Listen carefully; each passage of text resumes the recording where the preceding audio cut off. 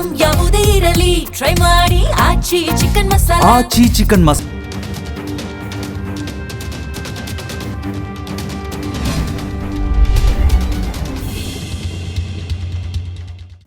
ನಮಸ್ಕಾರ, ಮೆಗಾ ಸುದ್ದಿಗೆ ಸ್ವಾಗತ. ನಾನು ಸಿಂಚನಾ. ಇತ್ತೀಚಿನ ಸಮೀಕ್ಷೆಯಲ್ಲಿ ಒಂದು ಹೆಮ್ಮೆಯ ವಿಚಾರ ಬಹಿರಂಗವಾಗಿದೆ. ಉನ್ನತ ಶಿಕ್ಷಣ ವ್ಯಾಸಂಗಕ್ಕೆ ಕರ್ನಾಟಕವೇ ಬೆಸ್ಟ್ ಅನ್ನೋ ವರದಿ ಬಂದಿದೆ. ಹೌದು, ಅಖಿಲ ಭಾರತ ಉನ್ನತ ಶಿಕ್ಷಣ ಸಮೀಕ್ಷೆ ಅಂದ್ರೆ AISHE ವರದಿಯ ಪ್ರಕಾರ ಭಾರತ ಜಾಗತಿಕ ಶಿಕ್ಷಣ ಕೇಂದ್ರವಾಗಿ ಹೊರಹೊಮ್ಮಿದ್ದು ಇಲ್ಲಿ ಬರೋಬ್ಬರಿ 173 ದೇಶಗಳ 58,134 ವಿದೇಶಿ ವಿದ್ಯಾರ್ಥಿಗಳು ಇಲ್ಲಿನ ಯೂನಿವರ್ಸಿಟಿಗಳಲ್ಲಿ ವ್ಯಾಸಂಗವನ್ನು ಮಾಡ್ತಾ ಇದ್ದಾರೆ. ಇನ್ನು ನಮ್ಮ ರಾಜ್ಯಕ್ಕೆ ಬಂದರೆ ಕರ್ನಾಟಕದಲ್ಲಿ 7,914 ವಿದೇಶಿ ವಿದ್ಯಾರ್ಥಿಗಳು ಅಂದರೆ ಅತ್ಯಧಿಕ ಸ್ಟೂಡೆಂಟ್ಸ್ ಇಲ್ಲಿ ವ್ಯಾಸಂಗವನ್ನು ಮಾಡ್ತಾ ಇದ್ದಾರೆ. ಆ ಮೂಲಕ ನಮ್ಮ ಕರ್ನಾಟಕ ಮೊದಲನೇ ಸ್ಥಾನದಲ್ಲಿದೆ. ಹಾಗಾದರೆ ವಿದೇಶಿಗರು ನಮ್ಮ ನೆಲದತ್ತ ಅಟ್ರಾಕ್ಟ್ ಆಗೋದಕ್ಕೆ ಕಾರಣ ಏನು? ಇಲ್ಲಿ ಆ ಕ್ವಾಲಿಟಿ ಆಫ್ ಎಜುಕೇಶನ್, ಈ ಎಲ್ಲದರ ಬಗ್ಗೆ ಮಾತಾಡೋಣ. ಇದೇ ಹೊತ್ತಿನ ವಿಶೇಷ. ಉನ್ನತ ವ್ಯಾಸಂಗ ರಾಜ್ಯವೇ ಬೆಸ್ಟ್.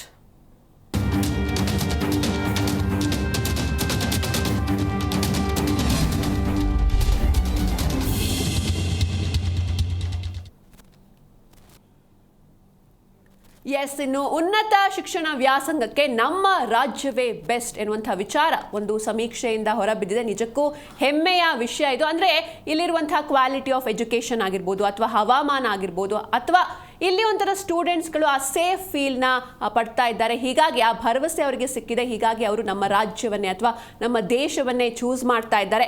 ಉನ್ನತ ಶಿಕ್ಷಣ ಇಲಾಖೆಯಲ್ಲಿ ಪ್ರಥಮ ಸ್ಥಾನ ಸಿಕ್ಕಿದೆ ನಮ್ಮ ಕರ್ನಾಟಕ ರಾಜ್ಯಕ್ಕೆ.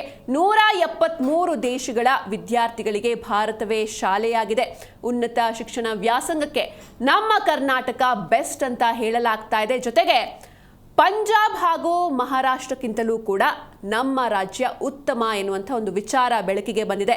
ರಾಜ್ಯದ ಸಂಸ್ಥೆಗಳಲ್ಲಿ PGಗಿಂತ UGಗೆ ಬೇಡಿಕೆ ಜಾಸ್ತಿ ಆಗ್ತಾ ಇದೆ. ಅಂದರೆ ಸಾಕಷ್ಟು ಕಾರಣ ಕೂಡ ಇದೆ ಇದರಲ್ಲಿ. ಕಾಶ್ಮೀರಿ ವಿದ್ಯಾರ್ಥಿಗಳು ಕೂಡ ಜಾಸ್ತಿ ಆಗಿದ್ದಾರೆ. ನಮ್ಮ ದೇಶದವರೇ, ಜಮ್ಮು ಆ್ಯಂಡ್ ಕಾಶ್ಮೀರ ಭಾಗದಿಂದ ವಿದ್ಯಾರ್ಥಿಗಳು ಇಲ್ಲಿಗೆ ಬರ್ತಿದ್ದಾರೆ. ಬಿಕಾಸ್ ಇಲ್ಲಿ ಅವರು ಸೇಫ್ ಆಗಿ ಫೀಲ್ ಮಾಡ್ತಿದ್ದಾರೆ ಬೇರೆ ಕಡೆಗೆ ಕಂಪೇರ್ ಮಾಡಿದರೆ. ಉನ್ನತ ಶಿಕ್ಷಣ ಇಲಾಖೆಯಲ್ಲಿ ಪ್ರಥಮ ಸ್ಥಾನ ಸಿಕ್ಕಿದೆ ನಮ್ಮ ರಾಜ್ಯಕ್ಕೆ. 173 ದೇಶಗಳ ವಿದ್ಯಾರ್ಥಿಗಳಿಗೆ ಭಾರತವೇ ಶಾಲೆಯಾಗಿದೆ. ಉನ್ನತ ಶಿಕ್ಷಣ ವ್ಯಾಸಂಗಕ್ಕೆ ಕರ್ನಾಟಕವೇ ಬೆಸ್ಟ್ ಅಂತ ವಿದೇಶಿ ವಿದ್ಯಾರ್ಥಿಗಳು ಹೇಳ್ತಾ ಇದ್ದಾರೆ. ಇತ್ತೀಚಿನ ಸಮೀಕ್ಷೆಯಲ್ಲಿ ಈ ರೀತಿ ಒಂದು ಗುಡ್ ನ್ಯೂಸ್ ಬಹಿರಂಗವಾಗಿದೆ. ಅದು AISHE ಸಮೀಕ್ಷೆ, ಅಖಿಲ ಭಾರತ ಉನ್ನತ ಶಿಕ್ಷಣ ಸಮೀಕ್ಷೆಯ ವರದಿ ಇದು. ಪಂಜಾಬ್ ಹಾಗೂ ಮಹಾರಾಷ್ಟ್ರಕ್ಕಿಂತ ನಮ್ಮ ರಾಜ್ಯವೇ ಉತ್ತಮ ಎನ್ನುವಂಥ ವಿಚಾರ. ರಾಜ್ಯದ ಸಂಸ್ಥೆಗಳಲ್ಲಿ PGಗಿಂತ UGಗೆ ಬೇಡಿಕೆ ಹೆಚ್ಚಾಗ್ತಾ ಇದೆ. ಅಂದರೆ ಪದವಿ ಶಿಕ್ಷಣಕ್ಕೆ ಹೆಚ್ಚಿನ ಮಹತ್ವ ಅಥವಾ ಬೇಡಿಕೆ ಜಾಸ್ತಿ ಆಗ್ತಾ ಇದೆ. ಕರ್ನಾಟಕದತ್ತಲೇ ಯಾಕೆ ಇಷ್ಟೊಂದು ಒಲವು ಎನ್ನುವಂಥ ಪ್ರಶ್ನೆ ಕೂಡ ಮೂಡುತ್ತೆ. ಅಂದರೆ ಯಾವ ಕಾರಣಕ್ಕೆ ವಿದೇಶಿಗರು ಇಲ್ಲಿ ಹೆಚ್ಚಾಗಿ ಬರ್ತಾ ಇದ್ದಾರೆ, ಈ ಬಗ್ಗೆ ನಾವು ಮಾತಾಡ್ತಾ ಹೋಗೋಣ. ಹಾಗೆ ಪ್ರಮುಖ ರಾಜ್ಯಗಳನ್ನು ಹಿಂದಿಕ್ಕಿದೆ ನಮ್ಮ ರಾಜ್ಯ. ವಿದೇಶಿಯರಿಗೆ ಕರ್ನಾಟಕ ಅಚ್ಚುಮೆಚ್ಚಿನ ತಾಣವಾಗಿದೆ. ಅದರಲ್ಲೂ ವಿದೇಶಿಗರು ಬಿಡಿ, ನಮ್ಮ ದೇಶದಲ್ಲೇ ಕಾಶ್ಮೀರಿಗರಿಗೂ ಕೂಡ ಬೆಂಗಳೂರೇ ಬಲು ಇಷ್ಟ ಎನ್ನುವಂಥ ವಿಚಾರ ಗೊತ್ತಾಗ್ತಾ ಇದೆ. ಹಾಗೆ ಇಲ್ಲಿರುವಂಥ ಕ್ಲೈಮೇಟ್ ಆಗಿರ್ಬೋದು, ಹವಾಗುಣ, ಜೊತೆಗೆ ಶಿಕ್ಷಣ ಕ್ರಮಕ್ಕೆ ವಿದೇಶಿಗರು ಫಿದಾ ಆಗ್ತಿದ್ದಾರೆ. ಇದು ಭಾವೈಕ್ಯದ ನೆಲೆ ಅಂತ ವಿದೇಶಿಗರು ಹೇಳ್ತಾ ಇದ್ದಾರೆ. ನಿಜಕ್ಕೂ ಹೆಮ್ಮೆಯ ವಿಚಾರ. ನಾವೆಲ್ಲ ಅಂದರೆ ಇಲ್ಲಿ ಓದಿರೋರು ಬೇರೆ ಬೇರೆ ಫಾರಿನ್ ಕಂಟ್ರೀಸ್ಗೆ ಹೋಗ್ತಾರೆ ಹೈಯರ್ ಎಜುಕೇಷನ್ ಮಾಡಬೇಕು ಅಂತ. ಬಟ್ ಅಲ್ಲಿರೋರು ಅತಿ ಹೆಚ್ಚಾಗಿ ಇಲ್ಲಿಗೆ ಬರ್ತಾ ಇದ್ದಾರೆ. ಹಾಗಾದರೆ ಇಲ್ಲಿ ಯಾವ ದೇಶದವರು ಅತಿ ಹೆಚ್ಚಾಗಿ ಇದ್ದಾರೆ, ಯಾವ್ಯಾವ ಊರುಗಳಲ್ಲಿ ಹೆಚ್ಚಾಗಿ ವ್ಯಾಸಂಗವನ್ನು ಮಾಡ್ತಾ ಇದ್ದಾರೆ ಕರ್ನಾಟಕದಲ್ಲಿ, ಎಲ್ಲದರ ಬಗ್ಗೆಯೂ ಕೂಡ ನಾವಿವತ್ತು ಮಾತಾಡ್ತಾ ಹೋಗೋಣ. ಶಿಕ್ಷಣಕ್ಕಾಗಿ ಭಾರತಕ್ಕೆ ಬರುವಂತಹ ವಿದೇಶಿ ವಿದ್ಯಾರ್ಥಿಗಳಿಗೆ ಕರ್ನಾಟಕವೇ ನೆಚ್ಚಿನ ತಾಣವಾಗಿದೆ. 2023-24ರಲ್ಲಿ 7,914 ವಿದೇಶಿ ವಿದ್ಯಾರ್ಥಿಗಳು ಕರ್ನಾಟಕದ ಬೇರೆ ಬೇರೆ ಕಾಲೇಜುಗಳಿಗೆ ದಾಖಲಾಗಿದ್ರು. ಅದು PhD, MPhil ಹಾಗೆ ಸ್ನಾತಕೋತ್ತರ ಶಿಕ್ಷಣಕ್ಕಿಂತ ಪದವಿ ಶಿಕ್ಷಣಕ್ಕಾಗಿಯೇ ಇಲ್ಲಿಗೆ ಹೆಚ್ಚಾಗಿ ವಿದ್ಯಾರ್ಥಿಗಳು ಬರ್ತಾ ಇದ್ದಾರೆ. ಇನ್ನು 2ನೇ ಸ್ಥಾನದಲ್ಲಿ ಪಂಜಾಬ್ ಇದೆ, 3ರಲ್ಲಿ ಮಹಾರಾಷ್ಟ್ರ ಇದೆ. ಕೇಂದ್ರ ಶಿಕ್ಷಣ ಸಚಿವಾಲಯ ನಡೆಸಿರುವಂತಹ ಸಮೀಕ್ಷೆಯಲ್ಲಿ ಎಲ್ಲ ಅಂಶಗಳು ಕೂಡ ತಿಳಿದು ಬಂದಿದೆ.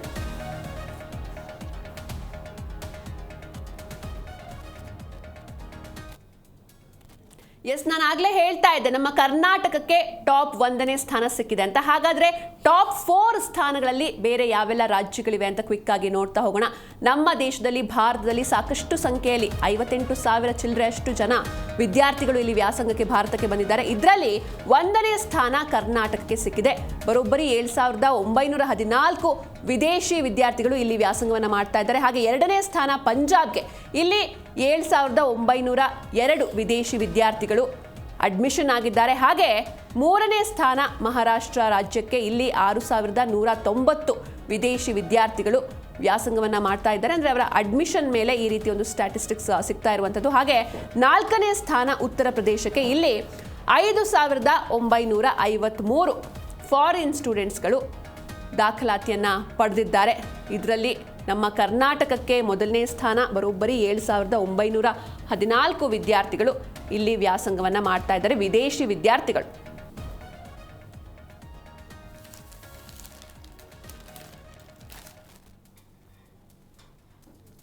ಎಸ್, ಇವತ್ತು ಈ ಬಗ್ಗೆ ಮಾತಾಡೋದಕ್ಕೆ ನಮ್ಮ ಜೊತೆ ಗೆಸ್ಟ್ ಕೂಡ ಜಾಯ್ನ್ ಆಗಿದ್ದಾರೆ. ಬನ್ನಿ ಅವ್ರನ್ನ ಕಾರ್ಯಕ್ರಮಕ್ಕೆ ವೆಲ್ಕಮ್ ಮಾಡೋಣ. ಮೊದಲನೇದಾಗಿ ಚಿಂತಕರು ಕೃಷ್ಣ ಮರಿಯಾಂಕ ಅವರಿದ್ದಾರೆ. ನಮಸ್ತೆ ಸರ್, ಕಾರ್ಯಕ್ರಮಕ್ಕೆ ಸ್ವಾಗತ. ಜೊತೆಗೆ ಕೃಪಾ ರಾಜ್ಯಾಧ್ಯಕ್ಷರು ಲೋಕೇಶ್ ತಾಳಿಕಟ್ಟೆ ಸರ್ ಅವರು ನಮ್ಮ ಜೊತೆ ಇದ್ದಾರೆ. ನಮಸ್ತೆ ಸರ್, ಕಾರ್ಯಕ್ರಮಕ್ಕೆ ಸ್ವಾಗತ. ಎಸ್ ಕೃಷ್ಣ ಸರ್, ನಿಮ್ಮಿಂದ ಶುರು ಮಾಡ್ತೀನಿ. ಅಂದರೆ ಪ್ರಮುಖವಾಗಿ ಫಾರಿನ್ ಸ್ಟೂಡೆಂಟ್ಸ್ ಹೈಯರ್ ಎಜುಕೇಷನ್ಗೆ ನಮ್ಮ ಕರ್ನಾಟಕಕ್ಕೆ ಬರೋದಕ್ಕೆ ಏನೆಲ್ಲ ಮೇನ್ ರೀಸನ್ಸ್ ಅಂತ ಅನ್ಸುತ್ತೆ ನಿಮಗೆ? ಅದು ಇದು ಅಂಡರ್ ಗ್ರಾಜ್ಯುಯೇಟ್. ಪೋಸ್ಟ್ ಗ್ರಾಜ್ಯುಯೇಷನ್ಗಿಂತ ಅಂಡರ್ ಗ್ರಾಜ್ಯುಯೇಟ್ ಸ್ಟೂಡೆಂಟ್ಸ್ ಇಲ್ಲಿ ಬರ್ತಾ ಇರೋದನ್ನ ಈ ಸಮೀಕ್ಷೆಯಲ್ಲಿ ವರದಿಯಾಗಿದೆ. ಇದಕ್ಕೆ ಹಲವಾರು ಕಾರಣಗಳಿರ್ತವೆ.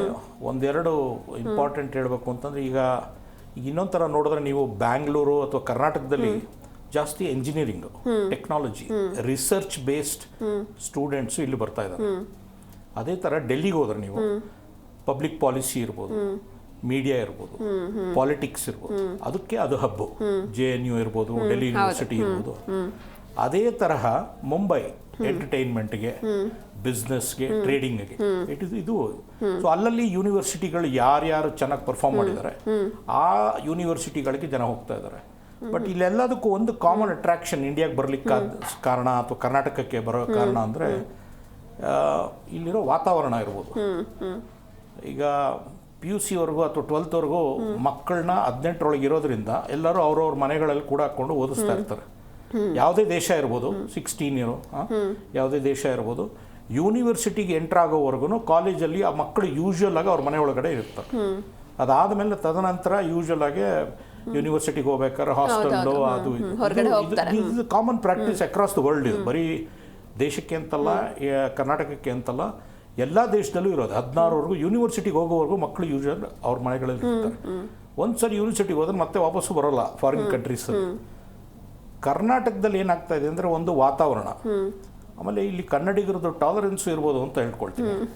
ಅಂದರೆ ನಾವು ಎಲ್ಲರ ಜೊತೆನೂ ಪ್ರೀತಿ, ವಿಶ್ವಾಸ, ಸಂಸ್ಕೃತಿ ಹಂಗಿದೆ. ಸಂಸ್ಕೃತಿ ನಮ್ಮ ನೇಚರ್. ಅಂದರೆ ನೀವು ಬೇರೆ ಯಾವುದೇ ಸಿಟಿಗೆ ಹೋದ್ರೂ ಸ್ವಲ್ಪ ಕಷ್ಟ.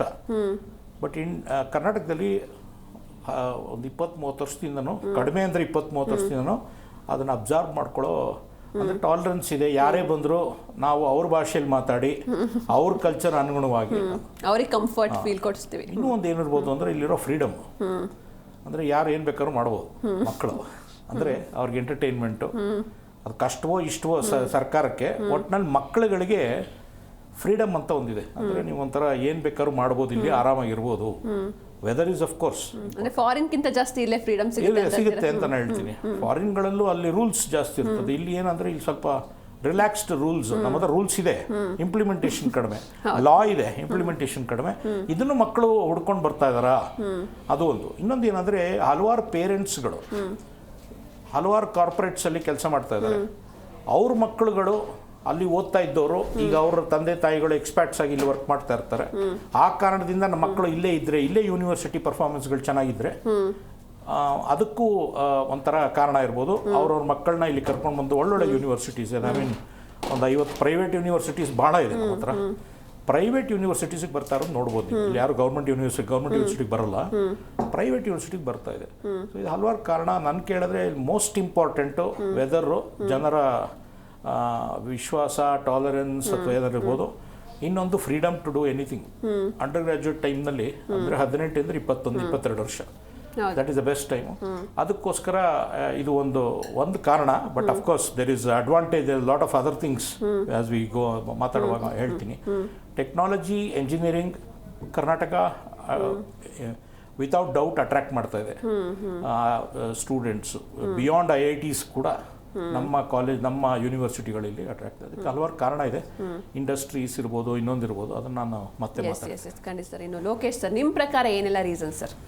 ಈಗ ಎವ್ರಿ ಪೇರೆಂಟ್ ಫೀಲ್ ಮಾಡೋದು ಏನು ಅಂದರೆ ಆಫ್ಟರ್ PUC ಎಲ್ಲಿ ಎಜುಕೇಷನ್ ಚೆನ್ನಾಗಿ ಸಿಗುತ್ತೆ ಅನ್ನೋದಾದರೆ, ಎರಡನೇದಾಗಿ ಸೇಫ್ಟಿ ಆ್ಯಂಡ್ ಸೆಕ್ಯೂರಿಟಿ, ಆಮೇಲೆ ಮೂರನೇದು ನಮ್ಮ ಮಗು ಅಲ್ಲಿ ತನಕ ಸಸ್ಟೈನ್ ಆಗ್ತಾನೆ ಆ ಪ್ಲೇಸಲ್ಲಿ, ಯಾವುದೂ ಡಿಸ್ಟರ್ಬೆನ್ಸ್ ಇಲ್ವಾ ಅಂತ.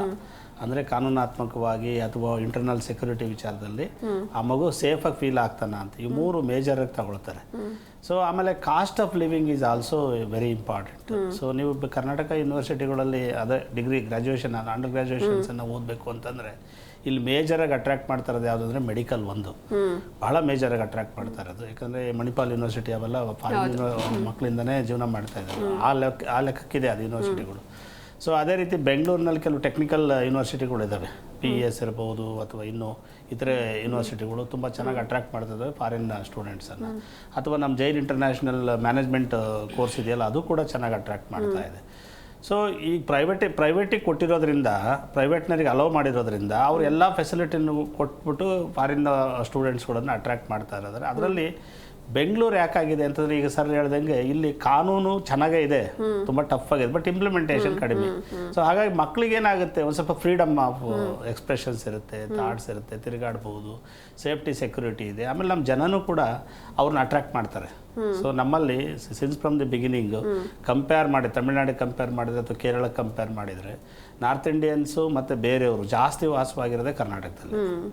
ಸೊ ನಾವು ಹೆಚ್ಚು ಅವ್ರ ಭಾಷೆನೂ ಬೇಕಾದ್ರೆ ನಾವು ಮಾತಾಡ್ಬಿಟ್ಟು ಅವ್ರಿಗೆ ಬೇಕಾದಂಥ ಎಲ್ಲ ವ್ಯವಸ್ಥೆಗಳನ್ನು ನಾವು ಕಲ್ಪಿಸ್ಕೊಡ್ತಾ ಇದ್ದೀವಿ. ಅದು it's A good nature also. ಯಾಕಂದ್ರೆ ನಾವು ಅಟ್ರಾಕ್ಟ್ ಮಾಡಿದಷ್ಟು ಏನಾಗುತ್ತೆ ಅಂದರೆ ನಮ್ಮಲ್ಲಿ ಬಂಡವಾಳ ಹರಿದು ಬರುತ್ತೆ, ಅವಾಗ ರಾಜ್ಯನೂ ಕೂಡ ಅಭಿವೃದ್ಧಿ ಆಗುತ್ತೆ ಆರ್ಥಿಕವಾಗಿ. ಸೊ ಈ ನಿಟ್ಟಿನಲ್ಲಿ ನೋಡೋದಾದರೆ ಈಗ ಕರ್ನಾಟಕದಲ್ಲಿ, ಅದು ವಿಶೇಷವಾಗಿ ಬೆಂಗಳೂರು ಮತ್ತು ಸರೌಂಡಿಂಗಲ್ಲಿ, ಉಡುಪಿ ಮತ್ತು ಬೆಂಗಳೂರು ಈ ಭಾಗದಲ್ಲಿ ಸೊ ಸಾಕಷ್ಟು ವಿದೇಶಿ ವಿದ್ಯಾರ್ಥಿಗಳನ್ನ ಅಟ್ರಾಕ್ಟ್ ಮಾಡೋದ್ರಲ್ಲಿ ನಾವು ಯಶಸ್ವಿಯಾಗಿದ್ದೀವಿ. ಈಗ ಲೇಟೆಸ್ಟ್ ರಿಪೋರ್ಟ್ ಏನು ಹೇಳುತ್ತೆ ಅಂತಂದರೆ 12,000 ವಿದ್ಯಾರ್ಥಿಗಳು ಈಗ ಕರ್ನಾಟಕ ಬಂದಿರೋದು. ಸೊ ಆಲ್ ಇಂಡಿಯಾದಲ್ಲಿ 53,000 ವಿದ್ಯಾರ್ಥಿಗಳು ಇಂಡಿಯಾಗೆ ಬಂದಿದ್ದಾರೆ ಫಾರಿನ್ನಿಂದವ. ಸೊ ಇದನ್ನು ನಾವು ಏನಾರೇ ಹೊರಗೆ ಹೋಗಿರೋ ಹುಡುಗರನ್ನ ನಾವು ಕಂಪೇರ್ ಮಾಡ್ಕೊಂಡ್ರೆ ನಾವು ಜಸ್ಟ್ ರೆಪ್ರೆಸೆಂಟ್ 10% ಅಷ್ಟೇ. 10% ಇಲ್ಲ, 8%. ಸೊ ಇತ್ತೀಚೆಗೆ ಪಾಲಿಸಿ ಮ್ಯಾಟರ್ಸ್ ಇದೆಯಲ್ಲ, ಗೌರ್ಮೆಂಟ್ ಪಾಲಿಸಿ ಮ್ಯಾಟರ್ಸು ಒಂದಿಷ್ಟು ಪ್ರೈವೇಟ್ ಯೂನಿವರ್ಸಿಟಿಗಳ ಕಡೆಗೆ ಹೆಚ್ಚು ಒಲವನ್ನು ತೋರಿಸ್ತಾ ಇದೆ. ಸೊ ನಾವು ಕೂಡ ಏನು ಸರ್ಕಾರಕ್ಕೆ ಒತ್ತಾಯ ಮಾಡ್ತೀವಿ ಅಂತಂದ್ರೆ, ಈವನ್ ಗೌರ್ಮೆಂಟ್ ಯೂನಿವರ್ಸಿಟಿ ಅಷ್ಟು ಕೆಪಾಸಿಟಿ ಇದ್ದರೂ ಕೂಡ ಅವ್ರಿಗೆ ನೀವು ಇನ್ವೆಸ್ಟ್ಮೆಂಟು, ಗೌರ್ಮೆಂಟಿಂದ ಇನ್ವೆಸ್ಟ್ಮೆಂಟ್ ಸಹಾಯಧನ ಅದು ತುಂಬ ಕಡಿಮೆ ಇದೆ. ಈಗ ನೀವು ರಿಸರ್ಚ್ ಈಗ ಇದಕ್ಕೆ UGಗೆ ಅಂದರೆ ಇದು ಪೋಸ್ಟ್ PGಗೆ ಹುಡುಗರು ಬರ್ತಾ ಇಲ್ಲ. ಕಾರಣ ಏನಂದರೆ, ಪೋಸ್ಟ್ ಗ್ರ್ಯಾಜುಯೇಷನ್ಗೆ ನೀವು ಕೊಡ್ತಾ ಇರೋದು ನಮ್ಮ GDPನಲ್ಲಿ 0.6% ಟೋಟಲ್ ಆಲ್ ಓವರ್ ಇಂಡಿಯಾ. ನೀವು ಅದನ್ನು ಏನು ಚೀನಾ ಕಂಪೇರ್ ಮಾಡಿದ್ರೆ 0.3 ಅಲ್ಲ, ಇದು 3% ಕೊಡ್ತಾ ಇದ್ದಾರೆ, 3.5 3.4%. ನೀವು ಅಮೆರಿಕಕ್ಕೆ ಕಂಪೇರ್ ಮಾಡಿದ್ರೆ ಅವ್ರ GDPನಲ್ಲಿ more than 3-4% for the post ಗ್ರ್ಯಾಜುಯೇಷನ್ಗೆ ಕೊಡ್ತಾ ಇದ್ದಾರೆ. ಸೊ ಭಾಳ ಅಲ್ಪ ಅಮೌಂಟನ್ನು ಯೂನಿವರ್ಸಿಟಿಗೆ ಕೊಡ್ತಾ ಇರೋದ್ರಿಂದ ಯೂನಿವರ್ಸಿಟಿಗಳು ಏನಾಗ್ತದೆ, ಗೌರ್ಮೆಂಟ್ ಯೂನಿವರ್ಸಿಟೀಸ್ಗಳು ಅಟ್ರಾಕ್ಟ್ ಮಾಡೋದ್ರಲ್ಲಿ ಕಂಪ್ಲೀಟ್ ಫೇಲ್ಯೂರ್ ಆಗ್ತದೆ. ಸೊ ವೆರಾಸ್ ಪ್ರೈವೇಟ್ ಯೂನಿವರ್ಸಿಟಿಗಳು ಈಗ ಪ್ಲೇ ಮಾಡ್ತಾ ಇದೆ. ಸೊ ಅವ್ರಿಗಾದರೂ ಸಂಪೂರ್ಣವಾಗಿ ಫ್ರೀಡಮ್ ಕೊಟ್ಟರೆ, ಸೊ 100% ನಮ್ದೇನು ಫಾರಿನ್ ಫಂಡ್, ಈ ಫಾರಿನ್ನಿಗೆ ನಮ್ಮ ಫಂಡ್ ಹೋಗ್ತಾ ಇದೆಯಲ್ಲ, ಸೊ ಅದನ್ನು ಮತ್ತೆ ನಾವು ವಾಪಸ್ ಪಡಿಬೋದು. ಹೇಗೆ ಅಂತಂದರೆ, ನಮ್ಮಲ್ಲಿ ಈಗ ಆಲ್ರೆಡಿ ಸಾಕಷ್ಟು ಯೂನಿವರ್ಸಿಟಿಗಳು, ಪ್ರೈವೇಟ್ ಯೂನಿವರ್ಸಿಟಿಗಳು ಸಾಕಷ್ಟು ಇನ್ಫ್ರಾಸ್ಟ್ರಕ್ಚರ್ ಜೊತೆಗೆ ಒಳ್ಳೊಳ್ಳೆ ಪ್ರೊಫೆಸರ್ಸ್ಗಳನ್ನ ಇಟ್ಕೊಂಡು ರಿಸರ್ಚ್ ಮಾಡುವಂಥ ವಾತಾವರಣವನ್ನು ಸೃಷ್ಟಿ ಮಾಡಿದ್ದಾರೆ ಒಂದು. ಎರಡನೇದಾಗಿ ಸಿಲೆಬಸ್ಸನ್ನು ಕೂಡ ಆ ಲೆವೆಲ್ಗೆ, ಅಂದರೆ ಕಂಪನಿ ಡಿಮ್ಯಾಂಡ್ ಲೆವೆಲ್ಗೆ ಬ್ಲೆಂಡ್ ಮಾಡಿ ಸಿಲೆಬಸ್ಸನ್ನು ಕ್ರಿಯೇಟನ್ನು ಕೂಡ ಮಾಡ್ತಾ ಇದ್ದಾರೆ ಈಗ. ಸೊ ಅದು ಮಾಡಲಿಕ್ಕೆ ಸರ್ಕಾರ ಎಂಕರೇಜ್ ಮಾಡಿದರೆ, ಸೊ ಮುಂದೊಂದು ದಿನ ನಾವು ವಿಶ್ವಗುರು ಆಗೋದ್ರಲ್ಲಿ ಏನು ಡೌಟ್ ಇಲ್ಲ ಅಂತ ಅನ್ಸುತ್ತೆ. ಇನ್ನೊಬ್ರು ಗೆಸ್ಟ್ ಕೂಡ ಜಾಯ್ನ್ ಆಗಿದ್ದಾರೆ ನಮ್ಮ ಜೊತೆ, ಶಿಕ್ಷಣ ತಜ್ಞರು KU ಮಂಜುನಾಥ್ ಅವರಿದ್ದಾರೆ. ನಮಸ್ತೆ ಸರ್, ಕಾರ್ಯಕ್ರಮಕ್ಕೆ ಸ್ವಾಗತ. ಎಸ್ ಮಂಜುನಾಥ್ ಸರ್, ಈಗ ನಾವು ಮಾತಾಡ್ತಾ ಇದ್ವಿ ಮುಖ್ಯವಾಗಿ ಈಗಿನ ವ್ಯವಸ್ಥೆಯನ್ನು ನೋಡ್ತಾ ಹೋಗೋದಾದ್ರೆ, ಮುಖ್ಯವಾಗಿ UGಗೆ ಜಾಸ್ತಿ ಜನ ಅಟ್ರಾಕ್ಟ್ ಆಗ್ತಾ ಇದ್ದಾರೆ ಫಾರಿನ್ ಸ್ಟೂಡೆಂಟ್ಸ್ಗಳು. ಅಂದರೆ ಮುಂಚೆ ಎಲ್ಲ ಡಾಕ್ಟರ್ ಅಂತ ಅಂದರೆ ಬರೀ ಡಾಕ್ಟರ್ ಅಷ್ಟೇ ಅವರು, ಆದರೆ ಈಗ ಅದರಲ್ಲೊಂದು ಸ್ಪೆಷಲೈಸೇಷನ್ ಇರುತ್ತೆ. ಈಗ ಡರ್ಮಟಾಲಜಿ ಅದು ಇದು ಅಂತ, ಈಗ ರೂಟ್ ಕೆನಾಲ್ ಅಂದರೆ ಅದಕ್ಕಂತಲೇ ಒಬ್ಬರು ಸ್ಪೆಷಲಿಸ್ಟ್ ಇರ್ತಾರೆ. ಸೊ ಹೀಗಾಗಿ ಜಾಸ್ತಿ ಅವರಿಗೆ ಅವಕಾಶ ಇದೆ, ಜಾಸ್ತಿ ಆಪ್ಷನ್ಸ್ ಇದೆ. ಅದು ಒಂದು ರೀಸನ್ ಅವ್ರು ಅಟ್ರಾಕ್ಟ್ ಆಗೋದಕ್ಕೆ. ಹೇಗೆ? ಇಲ್ಲ ಮೇಡಮ್, ಅದು ರೀಸನ್ ಅಲ್ಲ ಅಟ್ರಾಕ್ಟ್ ಆಗೋದಕ್ಕೆ. ಬಹುಶಃ ಸರ್ ಮಾತಾಡ್ಬೇಕಾದ್ರೆ ಒಂದು ವಿಚಾರವನ್ನು ಕೋಟ್ ಮಾಡ್ತಾ ಹೋದ್ರು, ಕಾಸ್ಟ್ ಆಫ್ ಲಿವಿಂಗ್ ಅನ್ನುವಂಥ ವಿಚಾರ. ಮೇ ಬಿ ಅದು ಒಂದು ಇರ್ಬೋದು. ಯಾಕೆಂತ ನೋಡಿ, ಕಾಸ್ಟ್ ಆಫ್ ಲಿವಿಂಗ್ ಒಂದೇ ಮ್ಯಾಟರ್ ಆಗೋದಿಲ್ಲ, ಕಾಸ್ಟ್ ಆಫ್ ಲಿವಿಂಗ್ ಒಂದು ಫ್ಯಾಕ್ಟ್ರು. ಈಗ ಭಾರತಕ್ಕಿಂತ ಕಡಿಮೆ ಖರ್ಚಿನ ದೇಶಗಳು ಬಹಳಷ್ಟು ಇದಾವೆ. ಬಟ್ ಅದೇ ನಮ್ಗೆ ಭಾಳ ಹೇಳೋದಂದ್ರೆ ಬೆಂಗಳೂರು ಅಥವಾ ನಮ್ಮ ರಾಜ್ಯ ಏನಿದೆ, ನಮ್ದು ಲ್ಯಾಂಗ್ವೇಜ್ ಹಾರ್ಮೋನಿ ಅನ್ನುವಂಥದ್ದು, ಭಾಷಾ ಸೌಹಾರ್ದತೆಯನ್ನ ಇಡೀ ದಕ್ಷಿಣ ಭಾರತ ರಾಜ್ಯಗಳೇ ಅಥವಾ ನಾವು ಭಾರತದ ಎಲ್ಲಾ ರಾಜ್ಯಗಳು ಕಂಪೇರ್ ಮಾಡ್ಕೊಂಡಾಗ ಭಾಷಾ ಸೌಹಾರ್ದತೆ ಅನ್ನುವಂಥದ್ದು ಹೆಚ್ಚಿನ ಮಟ್ಟದಲ್ಲಿ ಕಾಪಾಡ್ಕೊಂಡು ಬಂದಿರುವಂಥದ್ದು ನಾವು. ಆಮೇಲೆ ಅದರಲ್ಲೂ ವಿಶೇಷವಾಗಿ ನಮ್ಮ ಬೆಂಗಳೂರು ಏನಂದ್ರೆ ಕಾಸ್ಮೋಪಾಲಿಟನ್ ಸಿಟಿ. ನಾವು ಈ ಜಾಗ ಎಲ್ಲಾ ಭಾಷಿಕರನ್ನ ಗೌರವಿಸ್ತೀವಿ, ಎಲ್ಲಾ ಪ್ರದೇಶದ ಆಹಾರ ಪದ್ಧತಿಯಲ್ಲಿ ಸಿಗುತ್ತೆ. ಆಯ್ತಾ, ನಮ್ಗೆ ಬಹುಶಃ ನಾವು ಉತ್ತರ ಭಾರತಕ್ಕೆ ಹೋದ್ರೆ ನಮಗೆ ರಾಗಿ ಮುದ್ದೆ ಸಿಗೋದಿಲ್ಲ ನಮಗೆ. ಬಟ್ ಆದ್ರೆ ನಮ್ಮ ದೇಶದಲ್ಲಿ ಇಡೀ ಜಗತ್ತಿನ ಯಾವ ಭಾಗದ ಯಾವ ದೇಶದ ಊಟ ಬೇಕಾದ್ರೂ ಉಪಹಾರ ಬೇಕಾದ್ರೂ ಸಿಗುತ್ತೆ. ಚೈನೀಸ್ ಸಿಗುತ್ತೆ, ಕೊರಿಯನ್ ಸಿಗುತ್ತೆ, ಇಟಾಲಿಯನ್ ಸಿಗುತ್ತೆ, ಜರ್ಮನಿ ಫುಡ್ ಸಿಗುತ್ತೆ, ಯುರೋಪಿಯನ್ ಫುಡ್ ಸಿಗುತ್ತೆ. ಬಟ್ ಅದೇ ನಮ್ಮದೇ ದೇಶದಲ್ಲಿ ಇಲ್ಲಿಂದ ನಾವು ಒಂದು 600 ಕಿಲೋಮೀಟರ್ ಬಿಟ್ಟು ಮುಂದಕ್ಕೆ ಹೋದ್ರೆ ನಮಗೆ ಮಹಾರಾಷ್ಟ್ರ ಬಿಟ್ಟು ಮುಂದಕ್ಕೆ ಹೋದ್ರೆ ನಮ್ಗೆ ರಾಗಿ ಮುದ್ದೆ ಸಿಗೋದಿಲ್ಲ. ಆದ್ರೆ ನಮ್ಮಲ್ಲಿ ಹಂಗಲ್ಲ, ಎಲ್ಲವೂ ಸಿಗುತ್ತೆ. ನಮ್ಮಲ್ಲಿ ಏನಾಗುತ್ತೆ, ಆಹಾರ ಕಲ್ಚರ್, ಫುಡ್ ಕಲ್ಚರ್ ಇದೆಲ್ಲ, ಅದು ಎಲ್ಲಾ ಫುಡ್ ಅನ್ನ ಅಳವಡಿಸ್ಕೊಳ್ಳುವಂತ ಒಂದು ಜಾಗ ಇದು. ಒಂದು ಎಲ್ಲದಕ್ಕಿಂತ ಮುಖ್ಯವಾಗಿ ವೆದರ್. ಸೊ ನಮ್ಗೆ ಈಗ ಉತ್ತರ ಭಾರತದಲ್ಲಿ ಯಾಕಾಗಲ್ಲ ಅಂತ, ಉತ್ತರ ಭಾರತದಲ್ಲಿ ಕೆಲವೊಮ್ಮೆ 40, 43, 44, 45 ಡಿಗ್ರಿ ಸೆಲ್ಸಿಯಸ್ ಕ್ರಾಸ್ ಆಗುತ್ತೆ. ಡಿಸೆಂಬರ್ ಹೋಗ್ಬಿಟ್ರೆ ನಿಮ್ಗೆ 1, 2 ಮೈನಸ್ ಹೋಗುತ್ತೆ. ಬಟ್ ನಮ್ಮದು ಬೆಂಗಳೂರು ಹಂಗಲ್ಲ, ನಮ್ದು ಯಾವಾಗ್ಲೂ ಮಾಡ್ರೇಟ್. ಯಾಕಂದ್ರೆ ನಮ್ದು ಹವಾಮಾನ ಸದಾ ಹಿತಕರವಾಗಿರುತ್ತೆ. ಮನುಷ್ಯ ಬದುಕೋದಕ್ಕೆ ಎಲ್ಲಾ ರೀತಿಯಿಂದಲೂ ಯೋಗ್ಯವಾದಂತ ಹವಾಮಾನ. ಯಾಕಂದ್ರೆ ನಮ್ಮ ಬೆಂಗಳೂರು ಸಿ ಲೆವೆಲ್ಗಿಂತ ಇರುವಂತ ಹೈಟ್ ಕೂಡ ಫ್ಯಾಕ್ಟರ್ ಆಗುತ್ತೆ. ಒಂದು ಹವಾಮಾನ ಫ್ಯಾಕ್ಟರ್ ಆಗುತ್ತೆ. ಎರಡನೇದು ನಮ್ಗೇನಪ್ಪಾ ಅಂತಂದ್ರೆ ಇಲ್ಲಿನ ಜನರ ಒಂದು ಭಾಷಾ ಸೌಹಾರ್ದತೆ. ಆಮೇಲೆ ನೀವು ಚೆಕ್ ಮಾಡ್ಕೊಳ್ಳಿ, ಇತ್ತೀಚೆಗೆ ಕೆಲವೊಂದು ಕಾರಣಗಳಲ್ಲಿ ಬೇರೆ ರಾಜ್ಯದವರು ನಮ್ಮ ಮೇಲೆ ದಬ್ಬಾಳಿಕೆ ಮಾಡಿರೋಂಥ ಕಾರಣಕ್ಕೋಸ್ಕರ ನಾವು ಇಲ್ಲ ಕನ್ನಡಿಗರಿಗೆ ನ್ಯಾಯ ಸಿಗಬೇಕು ಅಂತ ಹೋರಾಟ ಮಾಡೋದು ಬಿಟ್ಟರೆ, ನಾವು ಬೇರೆ ಭಾಷಿಕರನ್ನ ಯಾವತ್ತೂ ಕೂಡ ಕನ್ನಡಿಗರು ಹೀಯಾಳಿಸಿಲ್ಲ, ಅವಮಾನ ಮಾಡಿಲ್ಲ. ಭಾಷೆ ಅಥವಾ ಜನಾಂಗದ ರೀತಿಯಲ್ಲಿ ಅವ್ರ ಮೇಲೆ ನಾವು ದಬ್ಬಾಳಿಕೆ ಮಾಡಿಲ್ಲ. ಅವ್ರು ನಮ್ಮ ಮೇಲೆ ದಬ್ಬಾಳಿಕೆ ಮಾಡಿದಾಗ ನಾವು ರಿಯಾಕ್ಟ್ ಮಾಡೋದೇ ಬಿಟ್ಟರೆ, ನಮ್ಮಲ್ಲಿ ಆಗಿರುವಂಥ ಅಷ್ಟು ಹೋರಾಟಗಳು ಹೊರಗಡೆಯಿಂದ ಬಂದವರು ನಮ್ಮ ಮೇಲೆ ದಬ್ಬಾಳಿಕೆ ಮಾಡಿ ನಾವು ರಿಯಾಕ್ಟ್ ಮಾಡೋದು ಅಂದ್ರೆ ಸೇಫ್ ಪ್ಲೇಸ್ ಅಂತ.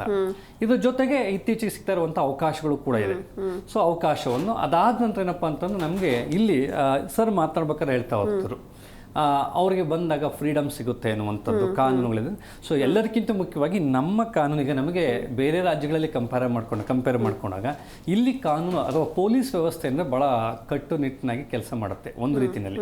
ಬೇರೆ ರಾಜ್ಯಗಳಿಗೆ ಹೋಲಿಕೆ ಮಾಡ್ಕೊಂಡು, ಬೇರೆ ದೇಶಗಳು ಬೇಡ, ಬೇರೆ ದೇಶಗಳಿಗೆ ಹೋಲಿಕೆ ಮಾಡ್ಕೊಂಡು ನಮ್ದು ಬೇರೆ ಥರ ಇದೆ. ಆಯ್ತಾ, ಭಾರತದ ಇತರೆ ರಾಜ್ಯಗಳಿಗೆ ಹೋಲಿಕೆ ಮಾಡ್ಕೊಂಡಾಗ ನಮ್ದು ಕಟ್ಟುನಿಟ್ಟಿನಂಥ ಕ್ರಮಗಳಿದ್ದಾವೆ. ಆಮೇಲೆ ಸುರಕ್ಷಿತ ಭಾವನೆ ಸಿಗುತ್ತೆ ಅವ್ರಿಗೆ, ಅಂದ್ರೆ ಸುರಕ್ಷಿತವಾಗಿ ಕಾಪಾಡ್ತಾರೆ. ಈ ನಮ್ಮಲ್ಲಿ ಏನಾಗುತ್ತೆ, ನಮ್ಮ ಬೇರೆ ರಾಜ್ಯದಲ್ಲಿ ಹೋದಾಗ ನಾವು ಕನ್ನಡಿಗರು ಇದೇ ದೇಶದವರು ಕೂಡ ನಮ್ಮನ್ನವರು ಬೇರೆಯವ್ರ ಥರ ಟ್ರೀಟ್ ಮಾಡ್ತಾರೆ. ಬಟ್ ಇಲ್ಲಿ ಒಬ್ಬ ವಿದೇಶಿ ವಿದ್ಯಾರ್ಥಿ ತನಗೆ ಅನ್ಯಾಯ ಆಗಿದೆ ಅಂತ ಪೊಲೀಸ್ ಸ್ಟೇಷನ್ಗೆ ಏನಾದರೂ ಹೋದ್ರೆ ಅವನೇನೋ ಒಂದು ಕಂಪ್ಲೇಂಟ್ ಕೊಡೋಕೆ ನಮ್ಮವ್ರು ಭಾಳ ರಾಜಾತಿಥ್ಯ ಮಾಡ್ತಾರೆ, ಅಂದ್ರೆ ಅವ್ರನ್ನ ಟ್ರೀಟ್ ಮಾಡೋ ರೀತಿ. ಸೊ ಹಾಗಾಗಿ ಕಾನೂನು ಅವ್ರಿಗೆ ಸುರಕ್ಷತೆ ಒಂದು ಬದುಕೋದಕ್ಕೆ ಸುರಕ್ಷತೆ ಅನ್ನುವಂಥದ್ದು, ಕಾಸ್ಟ್ ಆಫ್ ಲಿವಿಂಗ್ ಅನ್ನುವಂಥದ್ದು, ಎರಡನೇದು ಹವಾಮಾನ. ಈ ಎಲ್ಲ ಕಾರಣಗಳಿಂದಾಗಿ ಜೊತೆಗೆ ಇವತ್ತು ಬೆಂಗಳೂರು ಏನಾಗಿದೆ ಅಂತ ತಮಗೆಲ್ಲ ಗೊತ್ತಿರ್ಬೇಕು ಅನ್ಸುತ್ತೆ, ಮೆಡಿಕಲ್ಲು ಮತ್ತು ಐಟಿಗೆ ಸಂಬಂಧಪಟ್ಟಂಗೆ. ಸೊ ಇದೊಂದು ಬಂದ್ಬಿಟ್ಟು ಸ್ಟಾರ್ಟಪ್ ಹಬ್ ಆಗಿ ಕನ್ವರ್ಟ್ ಆಗಿದೆ. ಸೊ ಆಮೇಲೆ ಭಾಳಷ್ಟು ಜನಕ್ಕೆ ಉದ್ಯೋಗದ ಅವಕಾಶಗಳು ಇಲ್ಲೇ ಸಿಗೋ ಕಾರಣ ಇದೆ. ಸೊ ಇವೆಲ್ಲ ಕಾರಣಗಳು ಅಂದರೆ ಟೆಕ್ನಾಲಜಿ. ಆಮೇಲೆ ಈ ಉಳಿದಂತೆ ನಮ್ಮ ಸರ್ಕಾರಿ ಒಡೆತನದ ಸಂಸ್ಥೆಗಳು ಇದಾವೆ ಇಲ್ಲಿ. ಬಟ್ ಸರ್ಕಾರಿ ಒಡೆತನದ ಸಂಸ್ಥೆಗಳಿಗೆ ಫಾರಿನ್ ವಿದ್ಯಾರ್ಥಿಗಳು ಬರಲ್ಲ. ಫಾರಿನ್ ವಿದ್ಯಾರ್ಥಿಗಳು ಬರುವಂಥದ್ದು ಹೆಚ್ಚು ಖಾಸಗಿ ಪ್ರೈವೇಟ್. ಸೊ ಈಗೇನಾಗಿದೆ, ದೇಶದ ಅತ್ಯುನ್ನತ ಸಂಸ್ಥೆಗಳು ಅಂತ ಏನೇನು ಕರಿತೇವೆ ಆ ಎಲ್ಲ ಸಂಸ್ಥೆಗಳು ಇವತ್ತು ಬೆಂಗಳೂರಿನಲ್ಲಿ ಬಂದ್ಬಿಟ್ಟು ಅವರು ಒಂದೊಂದು ಬ್ರಾಂಚ್ ಅನ್ನ ಯೂನಿವರ್ಸಿಟಿನ ಓಪನ್ ಮಾಡ್ತಾ ಇದ್ದಾರೆ. ಸೊ ಅಂದ್ರೆ ಅಟ್ರಾಕ್ಟ್ ಮಾಡೋದಕ್ಕೆ ಒಂದು ಬೆಂಗಳೂರು ಪ್ಲೇಸ್ ಆಗಿದೆ. ಜೊತೆಗೆ ಎಲ್ಲ ಯೂನಿವರ್ಸಿಟಿಗಳು ಕೂಡ ಇವತ್ತು ಬೆಂಗಳೂರಲ್ಲಿ. ಸೊ ಈಗ ನನಗೆ ಬಂದ ಮಾಹಿತಿ ಪ್ರಕಾರ ಇನ್ನು 2 ವರ್ಷದಲ್ಲಿ ಸುಮಾರು ಏನು ಭಾಳ ದೊಡ್ಡ ಯೂನಿವರ್ಸಿಟಿಗಳೇನು ಪ್ರೈವೇಟ್ ಯೂನಿವರ್ಸಿಟಿಗಳಿದ್ದಾವೆ. ಸೊ ನಾನು ಯಾವುದೋ ಮೊನ್ನೆ ಒಂದು ಯೂನಿವರ್ಸಿಟಿನವರಿಗೆ ಒಂದು ಜಾಗ ಕೂಡ ತೋರಿಸಿದ್ವಿ ನಾವು, ಅವರು ಎಷ್ಟು ಸೆಟಪ್ ಮಾಡ್ತಾ ಇದ್ದಾರೆ. ಈ ತರ ಬೆಂಗಳೂರಲ್ಲಿ ಇಲ್ಲದೆ ಇರುವಂಥ ಬ್ರಾಂಚ್ಗಳಿಂದ ಎಲ್ಲ ಯೂನಿವರ್ಸಿಟಿನೂ ಇಲ್ಲಿಗೆ ಬಂದು ಇನ್ವೆಸ್ಟ್ ಮಾಡೋದಕ್ಕೆ ರೆಡಿ ಇದ್ದಾರೆ. ಕಾರಣ ವೆದರ್, ನನಗೆ ತಿಳಿದ ಪ್ರಕಾರ ವೆದರ್ ಒಂದು, ಆಮೇಲೆ ನಮ್ಮ ಕನ್ನಡಿಗರ ಅಕ್ಸೆಪ್ಟೆನ್ಸ್, ಬಂದವ್ರನ್ನ ಅಕ್ಸೆಪ್ಟ್ ಮಾಡ್ಕೊಳ್ತೀವಲ್ವಾ, ಅವೆರಡೇ ಅಂತ ನನಗನ್ಸುತ್ತೆ. Okay sir. ಇನ್ನು ಕೃಷ್ಣ ಸರ್, ಈಗ ಕಾಶ್ಮೀರಿ ಸ್ಟೂಡೆಂಟ್ಸ್ ಅಂತ ಬಂದರೆ ಅವ್ರಿಗೂ ಕೂಡ ಬೆಂಗಳೂರೇ ಫೇವ್ರೇಟ್ ಆಗಿಬಿಟ್ಟಿದೆ. ಸೊ ಅಂದರೆ ಯಾವ ರೀಸನ್ಗೆ, ಅಂದರೆ ಅವರು ಸೇಫ್ ಫೀಲ್ ಮಾಡ್ತಾರೆ ಇಲ್ಲಿ, ಮುಖ್ಯವಾಗಿ ಅವರಿಗೆ ಯಾಕೆ ಬೆಂಗಳೂರು ಇಷ್ಟ ಆಗ್ತಾ ಇದೆ ಅಂತ? ನಿನ್ನೆ ತಾನೇ ನಾನು ಅಜೀಂ ಪ್ರೇಮ್ಜಿ ಯೂನಿವರ್ಸಿಟಿಲಿದ್ದೆ. ಒಂದು workshop on air and water quality ಬಗ್ಗೆ ಯಾವುದೋ ಒಂದು ವರ್ಕ್ಶಾಪ್, ವೀಕೆಂಡ್ ವರ್ಕ್ಶಾಪ್ ಇತ್ತು. ಅಲ್ಲಿ ಹೋದಾಗ ನಾನು ನೋಡಿದ್ದು, ನನಗೆ ಟೀಚ್ ಮಾಡ್ತಾ ಇದ್ದ ಫ್ಯಾಕಲ್ಟಿ ಒಬ್ಬರು ಕಾಶ್ಮೀರಿ. ಅಂದರೆ ಅವ್ರ ಹತ್ರ ಮಾತಾಡಿದೆ, ಸುಮಾರು ಕೇಳಿದೆ ನಾನು, ಯಾವಾಗ ಹೇಗೆ ಬಂದ್ರಿ ಇದೆಲ್ಲ ಅಂತ ಕೇಳ್ತಾ ಇದ್ದೆ. ಅದಕ್ಕೆ ಸುಮಾರು ಜನ ಇದ್ದಾರೆ, ಫ್ಯಾಕಲ್ಟಿ ಕೂಡ ಬರ್ತಾ ಇದೆ. ಅವರು ಸ್ಕಾಲರ್ಸ್, PhD ಸ್ಕಾಲರ್ಸ್ ಇದ್ದಾರೆ, ಮಾಸ್ಟರ್ಸ್ ಮಾಡಿರೋರು ಇದ್ದಾರೆ, ಅವರೆಲ್ಲ ಇಲ್ಲಿಗೆ ಬರ್ತಾ ಇದ್ದಾರೆ. ಅಂದರೆ ಕಾಶ್ಮೀರೀಸ್ ಅಂತ ಒಂದು ಹೈಲೈಟ್ ಆಗಿರ್ಬೋದು ನಾನು ಕೇಳಿದ್ರೆ, but I think by and large ಎಲ್ಲ ಕಡೆಯೂ ಅಟ್ರಾಕ್ಟ್ ಆಗ್ತಾ ಇದೆ. ಕಾಶ್ಮೀರಿ ಸ್ಟೂಡೆಂಟ್ಸು ಅಲ್ಲಿಂದ ಇಲ್ಲಿಗೂ ಬಹಳ ವ್ಯತ್ಯಾಸ ಇದೆ. ಐ ಆಮ್ ಟಾಕಿಂಗ್ ಅಬೌಟ್ ಸಾಮಾಜಿಕ ವಾತಾವರಣ ಇರ್ಬೋದು. ಅಂದರೆ ಈಗ ಕಳೆದ ಒಂದು 3-5 ವರ್ಷ ಚೇಂಜ್ ಆಗಿರ್ಬೋದು, ಆದರೆ ನೀವು ಇದನ್ನು ಒಂದು 15-20-25 ವರ್ಷಕ್ಕೆ ಮುಂಚೆ ಕಾಶ್ಮೀರಲ್ಲಿ ಇದ್ದದ್ದು ಸಿಚುವೇಶನ್, ಸಾಮಾಜಿಕ ವಾತಾವರಣಕ್ಕೂ ಅಲ್ಲಿ ಬೆಳೆದವರು ಅವರು ಸುಮಾರು ಇದ್ದವರು ಒಂದು 25-30 ವರ್ಷ. ಬಟ್ ಆ ವಯಸ್ಸಿನವರು ಬೇರೆ ದೇಶದ ಅದರ ಬೇರೆ ಜಾಗಗಳಿಗೆ ಹೋದಾಗ ಅಜಗಜಾಂತರ ವ್ಯತ್ಯಾಸ ಕಾಣಿಸುತ್ತೆ. ಆ್ಯಂಡ್ ವಾತಾವರಣ ನಾವೆಲ್ಲ ಈಗಾಗಲೇ ಡಿಸ್ಕಸ್ ಮಾಡಿದ್ವಿ. ಕಾಶ್ಮೀರಿ ಸ್ಟೂಡೆಂಟ್ಸ್ಗೆ ಒಂಥರ ಒಂದು ರೀಸನಬಲಿ ಬ್ಯಾಲೆನ್ಸ್ಡ್ ಸಿಟಿ ಅಂತ ಅನ್ಸುತ್ತೆ. ಈ ಕಡೆ ಎಕ್ಸ್ಟ್ರೀಮ್ ಇಲ್ಲ, ಒಂಥರ ರೈಟ್ಗೆ ಇಲ್ಲ, ಲೆಫ್ಟ್ಗೆ ಇಲ್ಲ, ಒಂಥರ ಮಾಡ್ರೇಟ್ ಆಗಿ. ಎಕ್ಸ್ಟ್ರೀಮ್ ಸೋಷಿಯಲ್ ಕಂಡೀಷನ್ಸ್ ಇದೆ ಅಂತ, ಸಾಮಾಜಿಕ ವಾತಾವರಣ ಏನಿದೆ ಅದು ಒಂಥರ ಬ್ಯಾಲೆನ್ಸ್ಡ್ ಸಿಚುವೇಶನ್ ಇದೆ. ಅದಕ್ಕೆ ಆ ಥರ ಇರೋ ಕಾರಣದಿಂದ ಕಾಶ್ಮೀರಿ ಸ್ಟೂಡೆಂಟ್ಸ್ ಆಗಿರ್ಬೋದು, ಕಾಶ್ಮೀರಿ ಫ್ಯಾಕಲ್ಟೀಸ್ ಇರ್ಬೋದು, ಅವರು ಇಲ್ಲಿ ಗ್ರೋತ್ಗೆ ನೋಡ್ತಾ ಇದ್ದಾರೆ. ಯಾಕೆಂದರೆ ಅದು ತುಂಬ ವ್ಯತ್ಯಾಸ ಇದೆ. ಇಷ್ಟು ಮಾಡ್ಬೋದಾ ಅನ್ನೋದು, ಇಷ್ಟೊಂದು ಡೆವಲಪ್ಮೆಂಟು ಭಾರತದಲ್ಲಿ ಇದೆಯಾ ಅನ್ನೋದೇ ಕೆಲವ್ರಿಗೆ ಗೊತ್ತಿರಲಿಲ್ಲ. ನೀವು ಹಳಬರು 10-20 ವರ್ಷ 30 ವರ್ಷದ ಕಾಶ್ಮೀರಿ ಸ್ಟೂಡೆಂಟ್ಸು ರೆಸಿಡೆಂಟ್ಸ್ ನೋಡಿದ್ರೆ ಅವ್ರು ನಿಜವಾಗ್ಲೂ ಜಮ್ಮು ಅಂಡ್ ಕಾಶ್ಮೀರಿಂದ ಹೊರಗಡೆ ಇಷ್ಟು ಡೆವಲಪ್ಮೆಂಟು ಭಾರತ ಆಗಿದೆಯಾ ಅಂದರೆ ಅದರಲ್ಲಿ Bangalore will stand outstanding because of particularly for many corporate companies ಇರೋದ್ರಿಂದ, ಗೂಗಲ್ ಇರ್ಬೋದು, ಅಮೆಝಾನ್ ಇರ್ಬೋದು, ಸಾವಿರಾರು ಕಂಪ್ನಿಗಳಿರೋದ್ರಿಂದ the exposure, the cosmopolitan exposure, job opportunities, growth, ಇದೆಲ್ಲ ಕಾರಣ ಇರ್ಬೋದು ಕಾಶ್ಮೀರಿ ಸ್ಟೂಡೆಂಟ್ಸ್ಗೆ ಬೆಂಗಳೂರು ಕಡೆ ನೋಡೋದು ಅಟ್ರಾಕ್ಟ್ ಆಗೋದಕ್ಕೆ. ಲೋಕೇಶ್ ಸರ್, ಈಗ ಫಾರಿನ್ ಸ್ಟೂಡೆಂಟ್ಸ್ ಇಲ್ಲಿ ಬಂದು ವ್ಯಾಸಂಗ ಮಾಡೋದ್ರಿಂದ ನಮ್ಮ ರಾಜ್ಯದ ಶಿಕ್ಷಣ ಕ್ಷೇತ್ರಕ್ಕೆ ಯಾವೆಲ್ಲ ಲಾಭ ಆಗುತ್ತೆ ಅಂತ ಒಂದು ಪಾಯಿಂಟನ್ನು ಸೇರಿಸ್ಬಿಡ್ತೀನಿ. ಕಾಶ್ಮೀರದ ಒಂದು 20 years ಬಿಫೋರೇ ನನ್ನ ಫ್ರೆಂಡ್ ಒಬ್ಬ ಕಾಶ್ಮೀರದವರು ಇಲ್ಲಿ ಕಾಲೇಜಸನ್ನು ಮಾಡಿದರು. ಈಗ ನಡೀತಾ ಇದೆ. ಸೊ ಅವತ್ತೇ ಅವ್ರ ಹತ್ರ 4,000 ಕಾಶ್ಮೀರಿ ಹುಡುಗರಿದ್ರು ಅವ್ರ ಕಾಲೇಜಲ್ಲಿ. I personally vent many times, ನಾವು ಕೂತಿದ್ದೀನಿ, ನೋಡಿದ್ದೀನಿ. ಸೊ ಅವ್ರನ್ನ ಪರ್ಸನಲ್ಲಾಗಿ ಕೇಳಿದಾಗ ಅವ್ರು ಹೇಳಿದ್ದು ಉತ್ತರ ಹೇಗಿತ್ತು ಅಂತಂದರೆ, ಕಾಶ್ಮೀರಕ್ಕಿಂತ ಇಲ್ಲಿ 100% ಸೇಫ್ ಇದೆ. ನಾವು ಕಂಪ್ಯಾರಿಟಿವ್ಲಿ ಅದರ್ ಸಿಟೀಸ್ ಕಂಪೇರ್ ಮಾಡಿದರೆ 100% ಸೇಫ್ ಇದೆ ಬೆಂಗಳೂರು. ಅವ್ರು ಹೇಳಿದ್ರು reaction. Right from 12th up to all the ಡಿಗ್ರೀಸನ್ನು ತೊಗೊಂಡಿದ್ರು. ಅವ್ರ ಕ್ಯಾಂಪಸ್ ಹೀಗಿದೆ, ಭಾಳ ಚೆನ್ನಾಗಿದೆ ಕ್ಯಾಂಪಸ್ ಅದು. ಸೊ ತುಂಬ ಚೆನ್ನಾಗಿ ವಾತಾವರಣ ಇದೆ. ಅವ್ರು ಹೇಳ್ತಾ ಇದ್ದಾರೆ ತುಂಬ ಒಳ್ಳೆ ವಾತಾವರಣ in the sense public support ಚೆನ್ನಾಗಿದೆ ಇಲ್ಲಿ. ಬೇರೆ ಕಡೆ ಕಂಪೇರ್ ಮಾಡಿದಾಗ ನೀವು ಬೇರೆಯವರು ಅಂತ ಮಾತಾಡ್ತಾರೆ, ಆದರೆ ಬೆಂಗಳೂರಲ್ಲಿ ನೀವು ಬೇರೆಯವರು ಅನ್ನಲ್ಲ, ನಮ್ಮವರೇ ಅಂತೇಳಿ ಮಾತಾಡ್ತಾರೆ. ಸೊ ಆ ಥರ ಒಂದು ವಾತಾವರಣ ಇಲ್ಲಿದೆ. ಮತ್ತೆ ಈ ಥರ ವಾತಾವರಣ ನಮಗೆ ಎಲ್ಲೂ ಸಿಗಲ್ಲ ಅನ್ನೋದೊಂದು ಒಂದು ಇದನ್ನು ಎಕ್ಸ್ಪ್ರೆಷನ್ ಮಾಡಿದರು.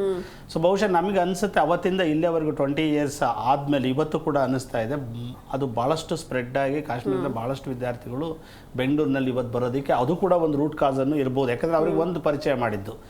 ಇನ್ನೊಂದು ಕಾರಣ ನಾನು ಯಾಕೆ ಹೇಳ್ತೀನಿ, ಇವನ್ ವಿದೇಶಿಗರು ಕೂಡ ಬೆಂಗಳೂರಿಗೆ ಬರಲಿಕ್ಕೆ ವರ್ಲ್ಡಲ್ಲಿ ಬೆಂಗಳೂರು ಸಿಲಿಕಾನ್ ಸಿಟಿ ಆಗಿದೆ. ಅದಕ್ಕೆ ಕಾರಣ ಅದರಲ್ಲಿ ಆ ಬೆಂಗಳೂರು ಇರೋದು ಕರ್ನಾಟಕ ಸ್ಟೇಟಲ್ಲಿ. ಅಂದರೆ ಇಡೀ ವರ್ಲ್ಡ್ಗೆ ಬೆಂಗಳೂರು ಇಂಡಿಯಾದ ಬ್ರ್ಯಾಂಡ್ ಅಂಬಾಸಿಡರ್ ಆಗಿ ಕನ್ವರ್ಟ್ ಆಗ್ತಾ ಇದೆ. ಸೊ ವರ್ಲ್ಡಲ್ಲಿ ಇಂಡಿಯಾ ನೆನೆಸ್ಕೊಳ್ತಾರೆ ಬಿಡ್ತಾರೆ, ಬೆಂಗಳೂರಲ್ಲಿ ನೆನೆಸ್ಕೊಳ್ಳೋ ಅಂಥ ಪರಿಸ್ಥಿತಿ ನಿರ್ಮಾಣ ಆಗಿದೆ. ಬೆಂಗಳೂರಿನಲ್ಲಿ ಕೂತ್ಕೊಂಡು ಅಮೇರಿಕದ ಎಲ್ಲ ಟೆಕ್ನಾಲಜಿಗಳು ಕಂಟ್ರೋಲ್ ಮಾಡೋ ಅಂಥ ವ್ಯವಸ್ಥೆಗಳನ್ನು ಇಲ್ಲಿ ಕ್ರಿಯೇಟ್ ಮಾಡ್ಕೊಂಡಿದ್ದಾರೆ. Not only America, even Europe countries, Australia, even including Japan also open very big company in Bengaluru. So ಎಲ್ಲರೂ ಇಲ್ಲಿ ಪ್ಲೇಸ್ ಮಾಡಿದ್ದಾರೆ. ಇದು ಮೂರನೇ ಕಾರಣ ಏನು ಅಂದರೆ, ಇಲ್ಲಿರೋ ಇನ್ಫ್ರಾಸ್ಟ್ರಕ್ಚರ್ ಇದೆಯಲ್ಲ, ನೀವು ಯಾವ ಸಿಟಿಗೂ ಕಂಪೇರ್ ಮಾಡೋಕ್ಕಾಗಲ್ಲ. ಸೊ ಈವನ್ ನೀವು ಡೆಲ್ಲಿಗೆ ಹೋದ್ರೂ ಸಹಿತ ಅಲ್ಲಿ ನೀವು ಭಾಳಷ್ಟು ಸ್ಲಮ್ಸ್ಗಳು ನೋಡ್ಬೋದು, ಭಾಳಷ್ಟು ಇನ್ಸೆಕ್ಯೂರಿಟಿ ನೋಡ್ಬೋದು, ಎಲ್ಲಿ ಬೇಕಲ್ಲಿ ಪ್ರಾಬ್ಲಮ್ ಆಗೋದನ್ನು ನೋಡ್ಬೋದು. ಆದರೆ ಬೆಂಗಳೂರಿನಲ್ಲಿ ತುಂಬ ಸ್ಪೇಸಿಯಸ್ ವಾತಾವರಣ ಇದೆ, ವೆಲ್ ಡೆವಲಪ್ಡ್ ಸಿಟಿ ಇದು, ತುಂಬ ಚೆನ್ನಾಗಿ ಡೆವಲಪ್ ಆಗಿದೆ. ಈಗ ಅಫ್ಕೋರ್ಸ್ ಕೆಲವು ಕಡೆ ಆಗ್ಬೋದು ಸಣ್ಣ ಪುಟ್ಟವು, ಬಟ್ ಆದ್ರೂ if you compare with the world, Bengaluru ತುಂಬ ಚೆನ್ನಾಗಿ ಡೆವಲಪ್ ಆಗ್ತಾ ಇದೆ. ಅದಕ್ಕೆ ಇನ್ವೆಸ್ಟ್ಮೆಂಟು ಕೂಡ ತುಂಬ ಸ್ಟ್ರಾಂಗ್ ಆಗಿ ಆಗ್ತಾ ಇದೆ. ರೀಸನ್ ಏನು ಅಂದರೆ, ಇಡೀ ಕರ್ನಾಟಕಕ್ಕೆ ಬೆಂಗಳೂರು ಆಲ್ಮೋಸ್ಟ್ 40-50% ಆಫ್ ಇನ್ಕಮನ್ನು ಕೊಡ್ತಾ ಇದೆ. ಸೊ ಹಾಗಾಗಿ ಏನಾಗುತ್ತೆ, ಟ್ಯಾಕ್ಸನ್ನು ಕೊಡ್ತಾ ಇರೋದ್ರಿಂದ ಬೆಂಗಳೂರಿಗೂ ಜಾಸ್ತಿ ಇನ್ವೆಸ್ಟ್ಮೆಂಟ್ ಆಗುತ್ತೆ. ಸೊ ಆ ಇನ್ವೆಸ್ಟ್ಮೆಂಟ್ ಆದಂಗೆ ಸಿಟಿ ಮೆಚುರಿಟಿ ಬರ್ತಾ ಹೋಗುತ್ತೆ. ಸೊ ಈಗಾಗಲೇ ಕಾಸ್ಮೋಪಾಲಿಟನ್ ಸಿಟಿ ಅನ್ನೋದ್ರಲ್ಲಿ ವರ್ಲ್ಡಲ್ಲೇ ಪಾಪ್ಯುಲರ್ ಆಗಿದೆ. ಸೊ ಬೇರೆ ದೇಶದವರು ಕೂಡ ಅಂಬಾಸಿಡರ್ ಆಫೀಸ್ಗಳನ್ನ ಇಲ್ಲಿ ಬೆಂಗಳೂರಲ್ಲಿ ತೆಗಿತಾ ಇದ್ದಾರೆ. ರೀಸನ್ ಏನಂದರೆ, ಡೆಲ್ಲಿ ಎಲ್ಲ ರಾಜಧಾನಿ, ಬೆಂಗಳೂರು ರಾಜಧಾನಿ ಆಗೋ ಆ ಥರ ಒಂದು ದೊಡ್ಡ ಸಿಟಿಯಾಗಿ ಕನ್ವರ್ಟ್ ಆಗ್ತಾ ಇದೆ. Population went up to 1.5 crore. So you can compare with Delhi, compare ಮಾಡ್ಬೋದು ಡೆಲ್ಲಿಗೆ, ಆ ಲೆವೆಲ್ಗೆ ಹೋಗ್ತಾ ಇದೆ. ಬಟ್ ಸಿಟಿನೂ ಕೂಡ ಚೆನ್ನಾಗಿ ಡೆವಲಪ್ ಆಗಿದೆ. ಸೊ ಹಾಗಾಗಿ ಏನಾಗ್ತಾ ಇದೆ ಅಂದರೆ ಇಂಟರ್ನ್ಯಾಷನಲ್ ಸ್ಟೂಡೆಂಟ್ಸ್ಗಳು ನಮಗೆ ಬರ್ತಾ ಇದ್ದಾರೆ. ನಮಗೊಂದು ಖುಷಿ ಸಮಾಚಾರ ಏನಂದರೆ ಇಂಡಿಯಾದಿಂದ ಆಲ್ಮೋಸ್ಟ್ 50% ಆಫ್ ಚಿಲ್ಡ್ರನ್ಸ್, ಅಂದರೆ ಹೋಗೋ 100% ಚಿಲ್ಡ್ರನ್, ಅಂದರೆ ನಿಯರ್ಲಿ 6.3 lakh ಚಿಲ್ಡ್ರನ್ಸು ಹೊರಗೆ ಹೋಗ್ತಾರೆ ಇಂಡಿಯಾದಿಂದ ಬೇರೆ ದೇಶಕ್ಕೆ. ಅದರಲ್ಲಿ ಆಲ್ಮೋಸ್ಟ್ 40 to 50% ಚಿಲ್ಡ್ರನ್ಸ್ ಅಮೆರಿಕಕ್ಕೆ ಹೋಗ್ತಾರೆ. ಸೊ ಅಮೇರಿಕಾದ ಹುಡುಗರನ್ನ ತಗೊಂಬಂದು ಬೆಂಗಳೂರಿಗೆ ಕರ್ಕೊಂಬಂದು ಓದಿಸ್ತೀವಿ ಅಂತ ಹೇಳ್ತೀವಲ್ಲ, ಸೊ ದಟ್ ಈಸ್ ಗ್ರೇಟ್. ಇಲ್ಲಿ ಆಲ್ಮೋಸ್ಟ್ 3 ಲಕ್ಷ ವಿದ್ಯಾರ್ಥಿಗಳು ಅಲ್ಲಿ ತಗೊಂಡು ಅಲ್ಲಿಂದ ನೀವು 50 ವಿದ್ಯಾರ್ಥಿಗಳು ಬೆಂಗಳೂರಿಗೆ ತಗೊಳ್ರಿ. So that is great. ಎಲ್ಲೋ ಒಂಚೂರು ಚೇಂಜಸ್ ಅನ್ನು ಅವರು ಅಮೆರಿಕಕ್ಕಿಂತನೂ ಕೂಡ ಒಳ್ಳೆ ಎಜುಕೇಷನ್ಸ್ ಬೆಂಗಳೂರಿನಲ್ಲಿ ಸಿಗುತ್ತೆ ಅನ್ನೋ ಒಂದು ಫೀಲ್ ಆಗುತ್ತಲ್ಲ. ಸೊ ಅದು ಎಲ್ಲೋ ಒಂದು ಕಡೆ ಇಂಪ್ರೆಷನ್ಸನ್ನು ಕ್ರಿಯೇಟ್ ಮಾಡ್ತಾ ಇದೆ ಅಂತ. ಇದನ್ನ ಗೌರ್ಮೆಂಟ್ ಎಂಕರೇಜ್ ಮಾಡ್ತಾ ಹೋದ್ರೆ 100% ಫಾರಿನ್ ಚಿಲ್ಡ್ರನ್ಸು ಜಾಸ್ತಿ ಬೆಂಗಳೂರಿಗೆ ಬರೋ ಸಾಧ್ಯತೆ ಇದೆ. ನಮಗೆ ಗೊತ್ತಿರೋ ಹಾಗೆ ವರ್ಲ್ಡ್ ಅಲ್ಲಿ ಯಾವ ಸಿಟಿನೂ ಕೂಡ ಸೇಫ್ ಇಲ್ಲ.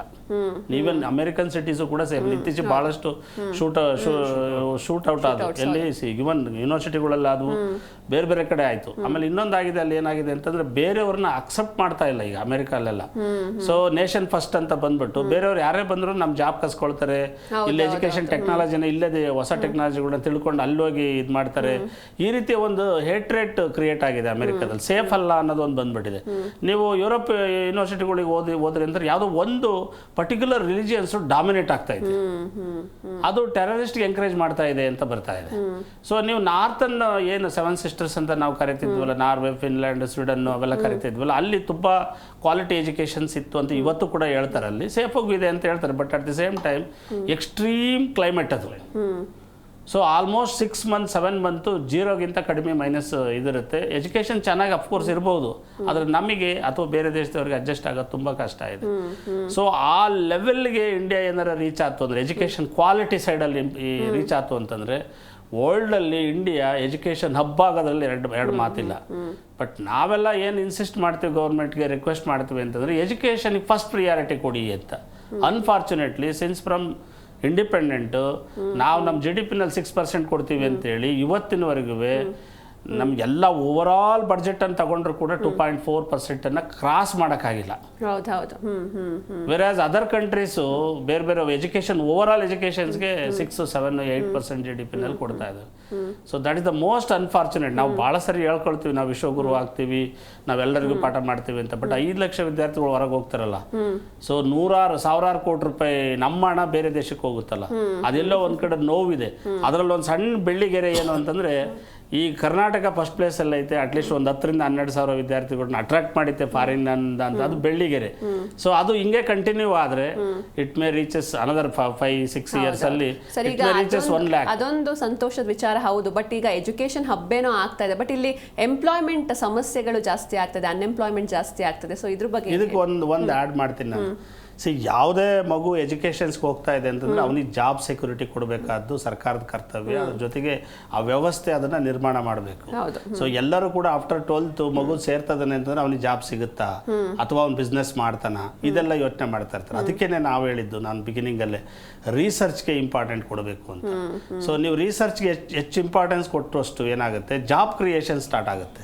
ನಮ್ಮಲ್ಲಿ ಏನಾಗ್ತಾ ಇದೆ, ನೀವು ಒಂದು ತಗೊಳ್ಳಿ, ಗೂಗಲ್ ಎಲ್ಲಿದೆ, ಅಮೆರಿಕದಲ್ಲಿದೆ. ಲಕ್ಷಾಂತರ ಜನ ಎಂಪ್ಲಾಯ್ಸ್ ಮಾಡ್ಬೋದು, ಆದರೆ ಕಂಪನಿ ಎಲ್ಲಿದೆ, ಅಮೆರಿಕದಲ್ಲಿದೆ. ನೀವು ಅಮೆಜಾನ್ ತಗೊಳ್ಳಿ, ಎಲ್ಲಿದೆ, ಅಮೆರಿಕದಲ್ಲಿದೆ. ನೀವು ಯಾವುದು ಫ್ಲಿಪ್ಕಾರ್ಟ್ ತಗೊಳ್ಳಿ, ನೀವು ಯಾವುದಾದ್ರೂ ವರ್ಲ್ಡ್ ಸರ್ವಿಸ್ ಸೆಕ್ಟರಲ್ಲಿರೋ ಯಾವುದನ್ನಾರು ತಗೊಳ್ಳಿ, ಎಲ್ಲ ಅಮೆರಿಕದಲ್ಲಿದೆ. ಎಂಪ್ಲಾಯ್ಸ್ ಎಲ್ಲಿದ್ದಾರೆ, ಒಂದು 30-50% ಇಂಡಿಯಾದಲ್ಲಿದ್ದಾರೆ. ಸೊ ಅಂಥ ಕಂಪನಿಗಳನ್ನು ಕ್ರಿಯೇಟ್ ಮಾಡೋದಕ್ಕೆ ರಿಸರ್ಚ್ ಇದಕ್ಕೆ ಗೌರ್ಮೆಂಟ್ ಎಂಕರೇಜ್ ಮಾಡಿದರೆ ಅಂಥ ಕಂಪನಿ, ಈಗ ಉದಾಹರಣೆ UPI ಬಿಗ್ ಡೆವಲಪ್ಮೆಂಟ್ ಇಂಡಿಯಾದಲ್ಲಿ. ಸೊ UPI ಅನ್ನೋದೊಂದು 1000 ಜನಕ್ಕೆ ಕೆಲಸ ಕೊಟ್ಟಿದೆ. ಈಗ ಉದಾಹರಣೆ, ಈಗ ನೆಕ್ಸ್ಟ್ ಯಾವುದೋ ಒಂದು ಡಿಫೆನ್ಸ್ ಮ್ಯಾನುಫ್ಯಾಕ್ಚರಿಂಗ್ ಕಂಪನಿನ ಇದರಲ್ಲಿ ಮಧ್ಯಪ್ರದೇಶದಲ್ಲೆಲ್ಲ ಮಾಡ್ತಾ ಇದ್ದಾರೆ. ಸೊ ಥೌಸಂಡ್ಸ್ ಆಫ್ ಎಕರ್ಸ್ ಕೊಟ್ಬಿಟ್ಟು ಅಟ್ ಎ ಟೈಮ್ 5,000 6,000 ಎಂಪ್ಲಾಯ್ಸನ್ನು ಕೊಟ್ಟು, ಈ ಥರ ರಿಸರ್ಚ್ ಇದಕ್ಕೆ ಸರ್ಕಾರ ಎಂಕರೇಜ್ ಮಾಡಿದ್ರೆ ಅದೇನು ಮಾಡುತ್ತೆ, ಲಕ್ಷಾಂತರ ಎಂಪ್ಲಾಯೀಸನ್ನು ಕ್ರಿಯೇಟ್ ಮಾಡ್ತಾ ಹೋಗುತ್ತೆ. ಸೊ ಇಲ್ಲಿ ಆಪರ್ಚುನಿಟಿಗಳು ಅದಾವೆ ಸಾವಿರಾರು. We cannot identified that opportunities ತುಂಬ ಇದೆ ಇಂಡಿಯಾದಲ್ಲಿ. ಯಾಕಂದ್ರೆ ಇಟ್ಸ್ ಎ ಡೆವಲಪಿಂಗ್ ಕಂಟ್ರಿ. ಆಪರ್ಚುನಿಟಿಗಳಿದ್ದಾವೆ. ಆಪರ್ಚುನಿಟಿಗಳನ್ನ ಲೊಕೇಟ್ ಮಾಡಿ ಅದನ್ನು ಬೆಳಕಿಗೆ ತಂದು ಜಾಬನ್ನು ಕ್ರಿಯೇಟ್ ಮಾಡೋದಿದೆಯಲ್ಲ, ಅದಕ್ಕೆ ರಿಸರ್ಚ್ ಬೇಕು ನಮಗೆ.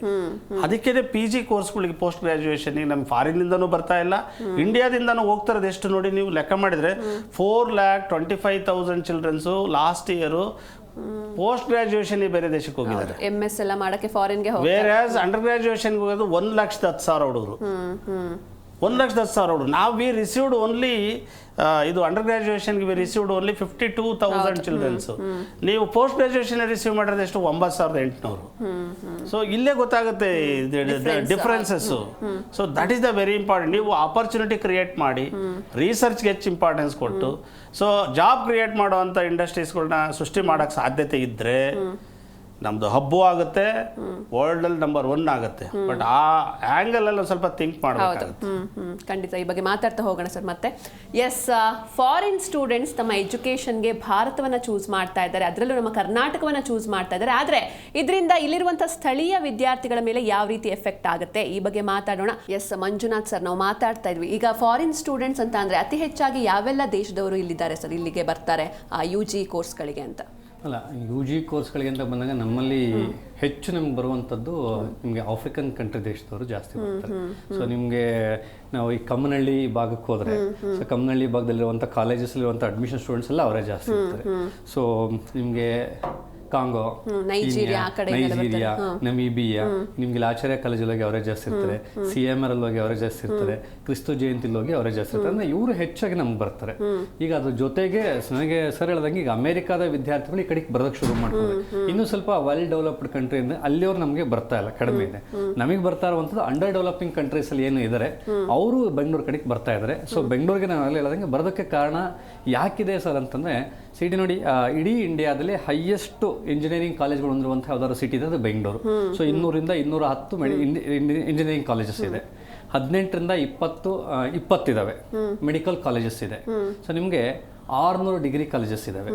ಆಮೇಲೆ ನಿಮಗೆ MBA ಕಾಲೇಜಸ್ ಇಡೀ ಇಂಡಿಯಾದಲ್ಲಿ ಹೈಯೆಸ್ಟ್ MBA ಕಾಲೇಜಸ್ ಏನಾದರೂ ಇದ್ರೆ ಒಂದು ಪರ್ಟಿಕ್ಯುಲರ್ ಸಿಟಿ ಅಂತ ಕನ್ಸಿಡರ್ ಮಾಡ್ಕೊಂಡ್ರೆ ಅದು ಹೈಯೆಸ್ಟ್ ಇರುವಂಥದ್ದು ಬೆಂಗಳೂರಲ್ಲಿ.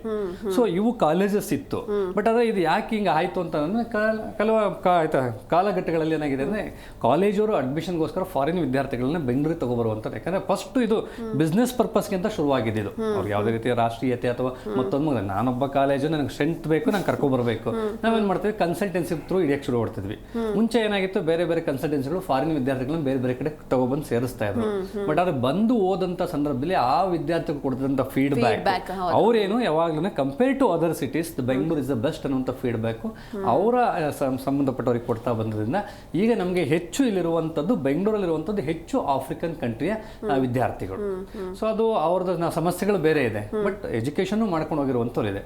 ಸೊ ಹಾಗಾಗಿ ನಿಮ್ಮ ಪ್ರಶ್ನೆ ಉತ್ತರಪ್ಪ ಅಂದ್ರೆ ಹೆಚ್ಚು ಬರುವಂಥದ್ದು ಆಫ್ರಿಕನ್ ಕಂಟ್ರಿನವರು. ನೀವು ಸಮಸ್ಯೆಗಳು ಬೇರೆ ಇದೆ ಅಂದಾಗ ನೆನಪಾಯ್ತು ಅಂದ್ರೆ ಜಾಸ್ತಿ ಕ್ರೈಮ್ ರೇಟ್ ಕೂಡ ಅವರಿಂದ ಕ್ರೈಮ್ ರೇಟ್ಸ್ ಇದೆ. ಅವರು ಆಮೇಲೆ ಡ್ರಗ್ಸ್ ದಂಧೆಗಳು ಜಾಸ್ತಿ ಮಾಡ್ತಾರೆ. ಕೆಲವರು ಡ್ರಗ್ಸ್ ದಂಧೆಗೋಸ್ಕರನೇ ಬೆಂಗಳೂರಿಗೆ ಬಂದರೆ, ಬಟ್ ಇನ್ನು ಕೆಲವರು ಏನಾಗುತ್ತೆ ಅಂತಂದ್ರೆ ಸಾಮಾನ್ಯವಾಗಿ ಅಲ್ಲಿ ಅವರ ರಾಜ್ಯಗಳಲ್ಲಿ ಯಾಕೆ ಅಲ್ಲಿ ಅವ್ರು ಇಲ್ಲಿ ಕಳಿಸ್ತಾರೆ, ಅವ್ರ ಮಕ್ಕಳ ನಮ್ಮ ದೇಶಕ್ಕೆ ಕಳಿಸ್ತಾರೆ ಅಂತಂದ್ರೆ ಈ ಆಫ್ರಿಕನ್ ಕಂಟ್ರಿನಲ್ಲಿ ಸದಾ ನಾಗರಿಕ ದಂಗೆಗಳು. ಅವು ಯಾವ ದೇಶಗಳು, 1-2 ದೇಶಗಳು ಬಿಟ್ರೆ ಆಫ್ರಿಕಾದಲ್ಲಿರುವಂಥವು ಎಲ್ಲ ದೇಶಗಳು ಪ್ರತಿದಿನ ಒಂದಲ್ಲ ಒಂದು ದಂಗೆ, ಒಂದು ಗಲಭೆ, ಬಡತನ, ಮತ್ತೊಂದು ಮಗದೊಂದು. ಅವ್ರಿಗೆ ಅವ್ರ ದೇಶನೇ ಅದು ಸುರಕ್ಷಿತ ಅಲ್ಲ ಅನ್ನುವಂಥ ಕಡೆಗೆ. ಹಾಗಾಗಿ ಅಲ್ಲಿರೋ ದುಡ್ಡಿರುವಂಥವ್ರಿಗೆ ಹಿಂದೆ ನಮ್ಮವರಿತ್ತು, ನಮ್ಮ ದೇಶ ಚೆನ್ನಾಗಿ ದುಡ್ಡು ಮಾಡ್ಕೊಂಡು ಇದು ಸುರಕ್ಷಿತ ಅಲ್ಲ ಅಂತೇಳಿ ತಗೊಂಡೋಗಿ ಇವ್ರ ಮಕ್ಕಳನ್ನ ತಗೊಂಡೋಗಿ ಬೇರೆ ದೇಶದಲ್ಲಿ ಇಡ್ತಿದ್ರು. ಸೊ ಈಗ ಆ ಆಫ್ರಿಕನ್ ರಾಷ್ಟ್ರದವ್ರಿಗೆ ಏನಿದೆ ಅವ್ರಿಗೆ ಸ್ವಲ್ಪ ನಮ್ಮವರು. ಎರಡನೇದು ಏನಾಗುತ್ತೆ ಅಂತ ನಮ್ಮಲ್ಲಿ ಕಪ್ಪು ಜನನ ಸ್ವಲ್ಪ ಬೇಗ ಅಕ್ಸೆಪ್ಟ್ ಮಾಡಕೋತಾರೆ ನಮ್ಮವರು. ಯಾಕಂದ್ರೆ ದಕ್ಷಿಣ ಭಾರತದಲ್ಲಿ ನಮ್ಮ ಬಣ್ಣನೋ ಅವ್ರ ಬಣ್ಣನೋ ಒಂದೇ ಅನ್ನುವಂಥ ಕಾರಣ ಅಥವಾ ವಾತಾವರಣ. ಸೊ ಇದೆ ಕ್ರೈಮನ್ನು ಹೊರತುಪಡಿಸಿದ್ರೆ ಸೊ ಅವರ ಪೇರೆಂಟ್ಸ್ಗೆ ಆಯ್ತಾ ಭಾರತ, ಅದರಲ್ಲೂ ಭಾರತದಲ್ಲಿ ಅಥವಾ ಬೆಂಗಳೂರು ಸೇಫ್ ಅನ್ನುವಂಥ ಫೀಲಿಂಗ್ಸ್ ಇರೋದ್ರಿಂದ ಸೊ ಹೆಚ್ಚಾಗಿ ಇಲ್ಲಿ ಬರ್ತಾರೆ. ಇತ್ತೀಚೆಗೆ ಶ್ರೀಲಂಕನ್ ಸ್ಟೂಡೆಂಟ್ಸ್ ಬರ್ತಾರೆ. ಆಮೇಲೆ ನಾವೇನಾಯ್ತು ಏಷ್ಯನ್ ಕಂಟ್ರೀಸ್ ಅಲ್ಲಿ ಸೊ ನಮಗೆ ಚೀನಾದವ್ರನ್ನ ಹೊರತುಪಡಿಸಿದ್ರೆ ಸೊ ಆಯ್ತಾ ಪಾಕಿಸ್ತಾನದವ್ರಿಗೆ ಅವಕಾಶ ಕೊಟ್ಟರೆ ಅವರು ಕೂಡ ಹೆಚ್ಚು ಪ್ರಿಫರ್ ಮಾಡುವಂಥದ್ದು ಇಲ್ಲಿಗೆ. ಸೊ ಬಟ್ ಏಷ್ಯನ್ ಕಂಟ್ರಿನವರು ಹೆಚ್ಚು ಇಲ್ಲಿ ಪ್ರಿಫರ್ ಮಾಡ್ತಾರೆ. ಸೊ ಏಷ್ಯನ್ ಕಂಟ್ರಿನವ್ರು ಅದು ಬಿಟ್ರೆ ಆಫ್ರಿಕನ್ಸ್ ನಿಮಗೆ ಇರಾನ್ ತಗೋಬಹುದು ಆಯ್ತಾ. ಎಲ್ಲಿ ಗಲ್ಫ್ ಕಂಟ್ರೀಸ್ ಅಲ್ಲಿ ಯಾವ ರಾಷ್ಟ್ರಗಳಲ್ಲಿ ಹೆಚ್ಚು ನಾಗರಿಕ ಸಂಘರ್ಷ ಇದೆ ಅಲ್ವಾ, ನಾಗರಿಕ ಸಂಘರ್ಷ ಇರುವಂಥ ದೇಶಗಳಲ್ಲಿರುವಂಥವ್ರು ಅವರ ಮಕ್ಕಳನ್ನ ಇಂಡಿಯಾ ಕಳಿಸ್ಕೊಡ್ತಾರೆ. ಸೊ ಒಂದು ಆಫ್ರಿಕನ್ ಕಂಟ್ರೀಸ್ ಅದು ಬಿಟ್ಟರೆ ನಮ್ಮ ಏಷ್ಯಾದಲ್ಲಿರುವಂಥ ಗಲ್ಫ್ ಕಂಟ್ರೀಸಲ್ಲಿರುವಂಥವ್ರ ಮಕ್ಕಳು ಇಲ್ಲಿಗೆ ಬರ್ತಾರೆ. ಎಸ್ ಖಂಡಿತ ಸರ್. ಇನ್ನು ಕೃಷ್ಣ ಸರ್, ಈ ಒಂದು ಡೆವಲಪ್ಮೆಂಟ್ ಏನಾಗಿದೆ ಇದು ಪ್ರಮುಖವಾಗಿ ಇಲ್ಲಿರುವಂಥ ಎಜುಕೇಷನ್ಗ ಅಥವಾ ಫೆಸಿಲಿಟಿಗ ಯಾವುದು ಮೇಜರ್ ಅಂತ ಅನ್ಸುತ್ತೆ? ಎರಡೂ ಇದೆ. ಒಂದು ಎಜುಕೇಷನ್, ಅದರ್ಸ್ ಸ್ಪೀಕರ್ಸ್ ಹೇಳ್ತಿದ್ರು. ಒಂದು ನಾವೇನು ಅಮೆರಿಕದಿಂದ ಇಲ್ಲಿಗೆ ಅಂಡರ್ ಗ್ರ್ಯಾಜುಯೇಟ್ ಸ್ಟೂಡೆಂಟ್ಸ್ ಬರ್ತಾ ಇರೋದು ಭಾಳ ಕಡಿಮೆ ಇದೆ. ನಾಟ್ ಪರ್ಟಿಕ್ಯುಲರ್ಲಿ ಎಂಜಿನಿಯರಿಂಗಲ್ಲಿ ಮೆಡಿಕಲಲ್ಲಿ ಯಾರು ಬರ್ತಾ ಇಲ್ಲ, ನಾನ್ ಟೆಕ್ನಿಕಲ್ ಕೋರ್ಸಸ್ಗಳಿಗೆ ಬರ್ತಾ ಇದ್ದಾರೆ. ಇದು national law school of India university ಇರ್ಬೋದು, IIM ಇರ್ಬೋದು, ಅಥವಾ IIIT. ಅಂದರೆ ಮ್ಯಾನೇಜ್ಮೆಂಟ್ ಕೋರ್ಸಸ್ ಎಸ್, ನಾನ್ ಟೆಕ್ನಿಕಲ್ಲು ಭಾಳ ಕಡಿಮೆ ಎಂಜಿನಿಯರಿಂಗ್ ಹುಡ್ಕೊಂಡು ಒಂದು ಕಾರಣದಿಂದ ಬರ್ಬೋದು. ಏನಕ್ಕೆ ಅಂದರೆ ನಮ್ಮದು ಕಾಸ್ಟ್ ಆಫ್ ಎಜುಕೇಷನ್ ಇದು ಆಲ್ಸೋ ಕಂಪ್ಯಾರಿಟಿವ್ಲಿ ತುಂಬ ಕಡಿಮೆ ಇದೆ ಬೇರೆ ದೇಶಗಳ ಅಂದರೆ America, of course Germany is up to graduation free, higher education free ಇದೆ. ಅದರ ಮಾಸ್ಟರ್ಸ್ ಆದಮೇಲೆ ಇದು ಎಕ್ಸ್ಪೆನ್ಸಿವ್ ಇದೆ.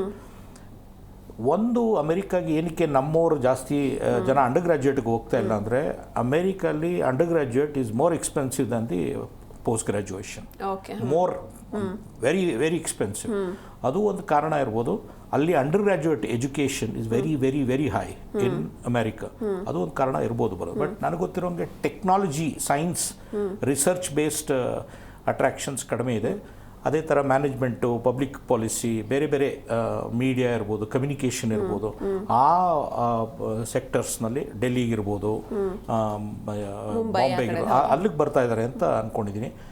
ಬೆಂಗಳೂರಿನಲ್ಲಿ ಒಂದು ಅಡ್ವಾಂಟೇಜ್ ಏನು ಅಂದರೆ, ಈಗ ನಮ್ಮ ಹತ್ರ ನೂರಾರು GCC ಇದೆ, ಗ್ಲೋಬಲ್ ಕೇಪಬಿಲಿಟಿ ಸೆಂಟರ್ಸ್ ಇದೆ. ಹೇಳ್ತಾ ಇದ್ದಂಗೆ ಬ್ಯಾಕ್ ಎಂಡ್ ಜಾಬ್ಸ್ ಅಂತ ಹೇಳ್ತಾರಲ್ಲ, ಆ ಥರ ಬರ್ತಾ ಇದೆ. ಅಲ್ಲಿ ಜಾಬ್ಗಳು ಈಗ ಓದಿದ ಮೇಲೆ ನಿಮಗೆ ಜಾಬ್ ಸಿಗೋ ಚಾನ್ಸಸ್ಸು ಹೈಯರ್ ಇದೆ. ಅದು ಒಂದು ಅದು ನಮ್ಮ ಲೋಕಲ್ ಕನ್ನಡಿಗರ ಮೇಲೆ ಅಥವಾ ಭಾರತ ದೇಶದ ನಾಗರಿಕರ ಮೇಲೆ ಒಂದು ಪ್ರೆಷರ್ ಬೀಳ್ಬೋದು. ಯಾಕಂದರೆ ಈಗ ಇನ್ನೂ ಅಷ್ಟು ಪ್ರಮಾಣದಲ್ಲಿ ಫಾರಿನ್ ಎಜುಕೇಷನ್ ಸ್ಟೂಡೆಂಟ್ಸು ಇಲ್ಲೇ ಓದಿ ಇಲ್ಲೇ ಸೆಟ್ಲ್ ಆಗುವಂಥ ಇನ್ನೂ ಸಿಚುವೇಶನ್ ಅಷ್ಟೊಂದಿಲ್ಲ. ಆದರೆ ಇದು ಬರುತ್ತೆ over A period of time. ಜನ ಯಾವತ್ತು ಸಿಟಿಗೆ ಒಲವು ತೋರಿಸ್ತಾರೋ, ಜಾಬ್ ಕೂಡ ಎಜುಕೇಷನ್ ಇಲ್ಲಾಯಿತು, ಜಾಬು ಇಲ್ಲೇ ಆಗಬೇಕು ಅನ್ನೋದಾದರೆ ಅದು ಒಂದು ಫೆಸಿಲಿಟಿ. ಅಂದರೆ ಈಗ ನಿಮಗೆ ಓದಿದ ತಕ್ಷಣ ಕೆಲಸ ಸಿಗೋ ಆಪರ್ಚುನಿಟೀಸ್ ಜಾಸ್ತಿ ಇದೆ ಇಲ್ಲಿ. ಯಾಕಂದರೆ ವಿ ಹ್ಯಾವ್ ನೂರಾರು ಸಂಸ್ಥೆಗಳು, ಆರ್ಗನೈಸೇಷನ್ಸ್ ಇರೋದ್ರಿಂದ, ಅದು ಫಾರಿನ್ ಮಲ್ಟಿನ್ಯಾಷನಲ್ ಕಂಪನೀಸ್ ಇರೋದ್ರಿಂದ ಅದು ಒಂದು ಕಾರಣ, ಒಂದು ಆಪರ್ಚುನಿಟಿ. ಇನ್ನು ಫೆಸಿಲಿಟಿ ಅಂತ ಹೇಳ್ದಂಗೆ ನೀವು ಹೇಳ್ದಾಗೆ ರೆಸ್ಟೋರೆಂಟ್ಸ್ ಆಗಲಿ, PGಗಳಾಗಲಿ, ನಿಮಗೆ ಪ್ರತಿಯೊಂದಕ್ಕೂ ಎಂಟರ್ಟೈನ್ಮೆಂಟ್ಗಾಗಲಿ, ಲೈಫ್ ಸ್ಟೈಲ್ಗಾಗಲಿ ಪ್ರತಿಯೊಂದಕ್ಕೂ ಅವಕಾಶ ಇದೆ. ಅಂದರೆ truly cosmopolitan. Some facilities are you can compare with Dubai ಆಗಿರ್ಬೋದು, ಇನ್ನೊಂದಿರ್ಬೋದು, ಬಾಂಬೆಗೆ ಹೋದರೆ ಆ ಥರ ಎಲ್ಲ ಇದೆ. ಸೊ ಇದು ಒಂದು ಕಾರಣ. ಇವೆರಡು ಕಾರಣಗಳು ಹೊರಗಡಿನ ದೇಶದಿಂದ ಇಲ್ಲಿಗೆ ಬರ್ತಾ ಇದ್ದಾರೆ ಅಂತಂದರೆ ಜಾಬ್ ಆಪರ್ಚುನಿಟೀಸು ತುಂಬ ಇರೋದ್ರಿಂದ ಬರ್ತಾ ಇದ್ದಾರೆ. ಅದು ನಮ್ಮ ಇದ್ರ ಮೇಲೆ ಪರಿಣಾಮ ಬೀಳುತ್ತೆ ಅಂತ ನನ್ನ ಅನಿಸಿಕೆ. ಇನ್ನು ಇವತ್ತಿಲ್ಲ ಅಂದರೂ ಇನ್ನೊಂದು ಫ್ಯೂ ಇಯರ್ಸ್ನಲ್ಲಿ ಅದು ತೊಂದರೆ ಆಗ್ಬೋದು ಅಂತ. Okay, yes sir. ಇನ್ನು ಲೋಕೇಶ್ ಸರ್, ಈಗ ಮುಖ್ಯವಾಗಿ ಈಗ ಫಾರಿನ್ ಸ್ಟೂಡೆಂಟ್ಸ್ ಬರ್ತಾ ಇದ್ದಾರೆ, ಓಕೆ, ಆದರೆ ಇದರಿಂದ ಇಲ್ಲಿರುವಂಥ ಸ್ಟೂಡೆಂಟ್ಸ್ ಮೇಲೆ, ಇಲ್ಲಿ ಸ್ಥಳೀಯವಾಗಿ ಇರುವಂಥ ವಿದ್ಯಾರ್ಥಿಗಳ ಮೇಲೆ ಯಾವ ರೀತಿ ಎಫೆಕ್ಟ್ ಆಗುತ್ತೆ? ಅಂದರೆ ನೆಗೆಟಿವ್ ಆಗಿ ಯಾವ ರೀತಿ ಎಫೆಕ್ಟ್ ಆಗುತ್ತೆ, ಪಾಸಿಟಿವ್ ಆಗಿ ಯಾವ ರೀತಿ? ಎರಡನ್ನೂ ಹೇಳ್ತೀನಿ. ಬಟ್ ಇಲ್ಲಿಗೆ ಫಾರಿನರ್ಸ್ ಇತ್ತೀಚೆಗೆ ಬರೋ ಒಂದು ಮೇಜರ್ ರೀಸನ್ನು ಒಂದು ಹೇಳೋಕ್ಕೆ ಇಷ್ಟಪಡ್ತೀನಿ. ವರ್ಲ್ಡಲ್ಲಿ ನೀವು ಯಾವುದೇ ಯೂನಿವರ್ಸಿಟಿಗೆ ಹೋಗಿ, ಟಾಪ್ ಯೂನಿವರ್ಸಿಟಿ, ಅಮೆರಿಕ ಹೋಗಿ, ಇಂಗ್ಲೆಂಡ್ ಹೋಗಿ, ಅಥವಾ even go with Norway, Sweden, Finland and Hong Kong ಮತ್ತು ಚೈನೀಸ್ ಯೂನಿವರ್ಸಿಟಿಗಳಲ್ಲಿ, ಸೊ ಮೇಜರ್ ಡಿಪಾರ್ಟ್ಮೆಂಟ್ HODಸ್ಗಳು, ಪ್ರೊಫೆಸರ್ಸ್ಗಳು, ರಿಸರ್ಚಲ್ಲಿರೋವಂಥವರು ಇಂಡಿಯನ್ಸ್ ಇದ್ದಾರೆ. ಓಕೆ, ಸೊ ಅವ್ರನ್ನೆಲ್ಲ ನೋಡಿದಾಗ ಅಲ್ಲಿರುವಂಥ ಅಸಿಸ್ಟೆಂಟ್ಸ್ ಇದ್ದಾರಲ್ಲ, ಲೆಕ್ಚರರ್ಸ್, ಅವ್ರ ನೇಟಿವ್ಸ್ ಇರೋರು, ಇವ್ರಿಗೆ ಇಷ್ಟೊಂದು ನಾಲೆಡ್ಜ್ ಇದೆ, ಬಹುಶಃ ಅವ್ರ ಯೂನಿವರ್ಸಿಟಿಗಳು ಇನ್ನೂ ಚೆನ್ನಾಗಿರ್ಬೋದು ಅನ್ನೋ ಒಂದು ಫೀಲಿಂಗ್ ಇತ್ತೀಚೆಗೆ ಡೆವಲಪ್ ಆಗ್ತಾ ಇದೆ. ಯಾಕೆ ಅಂತಂದರೆ ಲಾಸ್ಟ್ ಒಂದು ಸೆಮಿನಾರಲ್ಲಿ ನಾನು ಭಾಗವಹಿಸಿದಾಗ ಒಬ್ಬರು ಅಮೆರಿಕದಲ್ಲಿ ಇದ್ದಂಥ ರಿಸರ್ಚ್ ಪ್ರೊಫೆಸರ್ಸು ಇಲ್ಲಿ ಇಂಡಿಯಾದಲ್ಲಿ ಬಂದು, ಇಲ್ಲಿ ಬೆಂಗಳೂರಲ್ಲಿ ಬಂದು ಒಂದು ಸೆಮಿನಾರನ್ನು ಕೊಡುವಾಗ ಅವ್ರು ಅದನ್ನು ಎಕ್ಸ್ಪ್ರೆಸ್ ಮಾಡಿದರು. ನಮ್ಮನ್ನು ನೋಡಿದರೆ ಬೇರೆಯವ್ರಿಗೊಂದು ಸ್ವಲ್ಪ ಎಲ್ಲೋ ಹೊಟ್ಟೆ ಉರಿ ಬರುತ್ತೆ. ಸೊ ಆ ಹೊಟ್ಟೆ ಉರಿ ಬಹುಶಃ ಅದು ಒಂದು ರೀಸನ್ ಇರ್ಬೋದು. ಭಾಳಷ್ಟು ವಿದ್ಯಾರ್ಥಿಗಳು ಅಲ್ಲೂ ಕಲಿಬಹುದು, ಇಂಡಿಯಾದಲ್ಲೂ ಇಂಥ ಒಂದು ವಾತಾವರಣ ಬೆಂಗಳೂರಿನಲ್ಲಿ ನಿರ್ಮಾಣ ಆಗ್ತಾ ಇದೆ ಅಂತ. ಅದೊಂದು ರೀಸನ್ ಇರ್ಬೋದು. ನಿಮ್ಮದು ಎರಡನೇ ಕ್ವಶನಿಗೆ ಬರ್ತೀನಿ. ಬೇರೆ ವಿದ್ಯಾರ್ಥಿಗಳು ಬೆಂಗಳೂರಿಗೆ ಬರೋದ್ರಿಂದ ಸೊ ನಾವು ಲಾರ್ಜ್ ಸ್ಕೇಲಲ್ಲಿ ಆತಂಕ ಪಡೋದೇನಾಗುತ್ತೆ ಇಲ್ಲ. ಯಾಕೆ ಅಂತಂದರೆ ಈಗ ಆಲ್ರೆಡಿ 25-30 ವರ್ಷದಿಂದ ಬೇರೆ ಬೇರೆ ರಾಜ್ಯದವರು ಈ ರಾಜ್ಯ ತುಂಬ್ಕೊಂಡ್ರು ಕೂಡ ನಾವೇನು ಎಕನಾಮಿಕಲಿ ವೀಕ್ ಆಗಿಲ್ಲ. ನಾವು ಅವ್ರನ್ನ ರಿಸೀವ್ ಮಾಡ್ಕೊಂಡಷ್ಟು ನಮ್ಮ ಎಕನಾಮಿನೂ ಕೂಡ ಬೆಳೀತಾನೆ ಹೋಗ್ತಾ ಇದೆ. ನಾವು ಕೂಡ ವರ್ಲ್ಡ್ಗೆ ಎಕ್ಸ್ಪೋಸ್ ಆಗ್ತಾನೇ ಇದ್ದೀವಿ. ಸೊ ಬೇರೆಯವ್ರು ಬಂದಷ್ಟು ನಮ್ಮದು ಬ್ರ್ಯಾಂಡ್ ಆಗ್ತಾ ಹೋಗುತ್ತೆ ವರ್ಲ್ಡಲ್ಲಿ. ಸೊ ಕಂಪನಿಗಳನ್ನ ಅಟ್ರಾಕ್ಟ್ ಮಾಡ್ತಾ ಹೋಗುತ್ತೆ. ರಿಯಲ್ ಎಸ್ಟೇಟ್ ಇರ್ಬೋದು, ಅಥವಾ ಟೆಕ್ನಿಕಲ್ ಯೂನಿವರ್ಸಿಟಿಗಳು, ಅಲ್ಲಿ ಟೆಕ್ನಿಕಲ್ ಕಂಪನಿಗಳಿರ್ಬೋದು, ಅಥವಾ AI ನೋಡಿ ವರ್ಲ್ಡಲ್ಲಿ ಅಮೆರಿಕದಲ್ಲಿ ಇಂಟ್ರೊಡ್ಯೂಸ್ ಆಗ್ತಾ ಇದೆ, ಸಿಲಿಕಾನ್ ಸಿಟಿನಲ್ಲಿ AI ಟಾಪ್ ಲೆವೆಲ್ಗೆ ಹೋಗ್ತಾ ಇದೆ. ಸೊ ಈ ಥರ ಹೊಸ ಹೊಸ ಇನ್ವೆನ್ಷನ್ಸ್ಗಳು ಬೆಂಗಳೂರಿನಲ್ಲಿ ಸ್ಟಾರ್ಟ್ ಆಗ್ತಾ ಹೋಗ್ತವೆ. ಯಾಕಂದ್ರೆ ಬೇರೆಯವ್ರು ಥಿಂಕಿಂಗ್ ಪೀಪಲ್, ಬೇರೆ ಬೇರೆ ವೈಡಾಗಿ ಥಿಂಕ್ ಮಾಡೋ ಅಂಥ ಜನ ಎಂಟ್ರಿ ಆದಷ್ಟು ಸೊ ನಮ್ಮವ್ರಿಗೂ ಕೂಡ ಅದರ ಆಪರ್ಚುನಿಟಿ ಸಿಗ್ತಾ ಹೋಗುತ್ತೆ. ನಾವು ಎಲ್ಲಿ ಕ್ಲೋಸ್ ಮಾಡ್ಕೊಂತ ಹೋಗ್ತೀವೋ ಅಲ್ಲಿ ಹೊರಗಿನ ಜಗತ್ತಿಗೆ ನಾವು ತೆರ್ಕೊಳ್ಳಲ್ಲ. ಸೊ ಹೊರಗಿನ ಜಗತ್ತಿಗೆ ತೆರ್ಕೊಂಡ ತಕ್ಷಣ ಎಲ್ಲ ಕಡೆನೂ ಇನ್ಫ್ರಾಸ್ಟ್ರಕ್ಚರ್ ಡೆವಲಪ್ ಆಗ್ತಾ ಹೋಗುತ್ತೆ, ಎಲ್ಲ ಕಡೆನೂ ಥಿಂಕರ್ಸ್ಗಳು ಶುರು ಆಗ್ತಾರೆ. ಸೊ ಬೆಂಗಳೂರು ಬರೀ ನಮ್ಮ ಸ್ಟೇಟ್ಗೆ ಸೀಮಿತ ಆಗಲ್ಲ, ಇಡೀ ವರ್ಲ್ಡ್ಗೆ ಒಂದು ವರ್ಲ್ಡ್ ಸಿಟಿಯಾಗಿ ಕನ್ವರ್ಟ್ ಆಗುತ್ತೆ. ಸೊ ಆವಾಗ ನಮಗೂ ಕೂಡ ಆಪರ್ಚುನಿಟಿಗಳು ಸಿಗ್ತವೆ. ಇವತ್ತು ಕರ್ನಾಟಕಕ್ಕೆ ಏನು ಆಪರ್ಚುನಿಟಿಗಳು ಸಿಕ್ಕಿದಾವಲ್ಲ, ಸೊ ಅದು ಇನ್ನು ಮುಂದೆ ಹೋಗ್ತಾ ಹೋಗ್ತಾ ದೊಡ್ಡದಾಗ್ತದೆ. But at the same time ನಾವೇನು ನಮ್ಮ ಗೌರ್ಮೆಂಟ್ಗಳಿಗೆ ಎಕ್ಸ್ಪ್ರೆಸ್ ಮಾಡೋಕ್ಕೆ ಇಷ್ಟಪಡ್ತೀವಿ ಅಂದರೆ, ನಮ್ಮ ವಿದ್ಯಾರ್ಥಿಗಳಿಗೆ ಒಂದಿಷ್ಟು ಕ್ವಾಲಿಟಿ ಎಜುಕೇಷನ್ಸನ್ನು ಕೊಡಿ ಅಂತ. ನಿಮಗೊಂದು ಒಂದು ಇದನ್ನು ವಿಚಾರ ಹೇಳೋಕ್ಕೆ ಇಷ್ಟಪಡ್ತೀನಿ. Most of the Bengaluru Jain international school, ಆಮೇಲೆ ಇನ್ನೊಂದು there are many schools, IB ಸ್ಕೂಲ್ಸ್ಗಳೆಲ್ಲ ಓಪನ್ ಆಗಿದ್ದಾವೆ. ಇದು ಇನ್ನೊಂದು ಕೆನಡಿಯನ್ ಸ್ಕೂಲು, ಇವೆಲ್ಲ ಓಪನ್ ಆಗಿದಾವಲ್ಲ. ಸೊ ಈ ಎಲ್ಲ ಸ್ಕೂಲ್ಗಳು ಫಾರಿನ್ ಹುಡುಗರನ್ನ ಅಷ್ಟೇ ತಗೊಳ್ತಾ ಇದ್ದಾರೆ. ಅವ್ರಿಗೆ ಮಾತ್ರ NRI ಸ್ಟೂಡೆಂಟ್ಸ್ ಮತ್ತು ಫಾರಿನ್ ಸ್ಟೂಡೆಂಟ್ಸ್ ಅವ್ರನ್ನೇ ಅಟ್ರಾಕ್ಟ್ ಮಾಡ್ತಾ ಇದ್ದಾರೆ. ಇದು ರೀಸನ್ ಏನು ಅಂತಂದರೆ, ಅವ್ರಿಗೆ ಅಲ್ಲಿ ಒಂದು ಬಿಗ್ ಅಪರ್ಚುನಿಟಿ ನಮಗಿರೋ ಅಂಥದ್ದು ಏನು ಅಂದರೆ, ಈಗ ಅಮೆರಿಕಾದಲ್ಲಿ education free up to 12th education free ಇದೆ. ಯುರೋಪಲ್ಲಿ ಎಲ್ಲ ಕಂಟ್ರಿನಲ್ಲಿ ಎಜುಕೇಷನ್ ಫ್ರೀ ಇದೆ. ಎಜುಕೇಷನ್ ಫ್ರೀ ಕ್ವಾಲಿಟಿ ಬಗ್ಗೆ ನೀವು ಒಂಚೂರು ಚಿಂತನೆ ಮಾಡಿರಿ. ಇದು ನಮ್ಮ ಗೌರ್ಮೆಂಟ್ ಸ್ಕೂಲ್ ಇದ್ದಂಗೆ.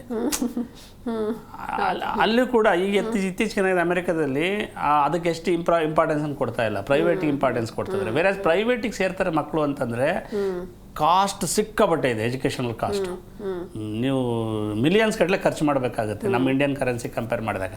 ಸೊ ಅವಾಗ ಏನಾಗುತ್ತೆ, ನ್ಯಾಚುರಲಿ ಅದಕ್ಕಿಂತ ಉತ್ತಮವಾದ ಗುಣಮಟ್ಟದ ಶಿಕ್ಷಣವನ್ನು ಪ್ರೈವೇಟ್ ಇನ್ಸ್ಟಿಟ್ಯೂಷನ್ಸ್ ಇನ್ ಇಂಡಿಯಾದಲ್ಲಿ, ಅದು ಬೆಂಗಳೂರಿನಲ್ಲಿ ಸರೌಂಡಿಂಗ್ಸಲ್ಲಿ ಸಿಗೋದಾದರೆ ನಮ್ಮ ಮಕ್ಕಳನ್ನ ಯಾಕೆ ಅಲ್ಲಿ ಕಳಿಸ್ಬಾರ್ದು ಅಂತ ಒಂದು. ಎರಡನೇದು, ನಮ್ಗೆ ಬರೀ ಶಿಕ್ಷಣ ಕಲಿಸಲ್ಲ, ನಾವು ವೇ ಆಫ್ ಲಿವಿಂಗ್, ಬೇರೆಯವ್ರನ್ನ ರಿಸೀವ್ ಮಾಡ್ಕೊಂಡು ಶಾಂತಿಯುತವಾಗಿ ಬದುಕೋದನ್ನು ಕಲಿಸ್ತೀವಿ ನಾವು ಎಜುಕೇಷನಲ್ಲಿ. ಸೊ ಹಾಗಾಗಿ ಬದುಕುವ ಶಿಕ್ಷಣವನ್ನು ಕಲಿಸ್ತೀವಿ ನಾವು. ಸೊ ಅವಾಗೇನಾಗುತ್ತೆ, ಇಂಡಿಯಾ ಶಾಂತಿ ಪ್ರಿಯ ದೇಶ. ಸೊ ಅಲ್ಲಿ ಜನಗಳು ಈ ಶಿಕ್ಷಣದಲ್ಲಿ ಒಂದು ಮೌಲ್ಯ ಇರುತ್ತೆ. ಸೊ ಜನ ಎಲ್ಲರ ಥಾಟ್ಸನ್ನು ರಿಸೀವ್ ಮಾಡ್ಕೊಂಡು ಅವರಿಗೆ ಉತ್ತರ ಹೇಳೋ ಅಂತಹ ಒಂದು ನ್ಯೂಟ್ರಾಲಿಟಿ ಡೆವಲಪ್ ಆಗುತ್ತೆ.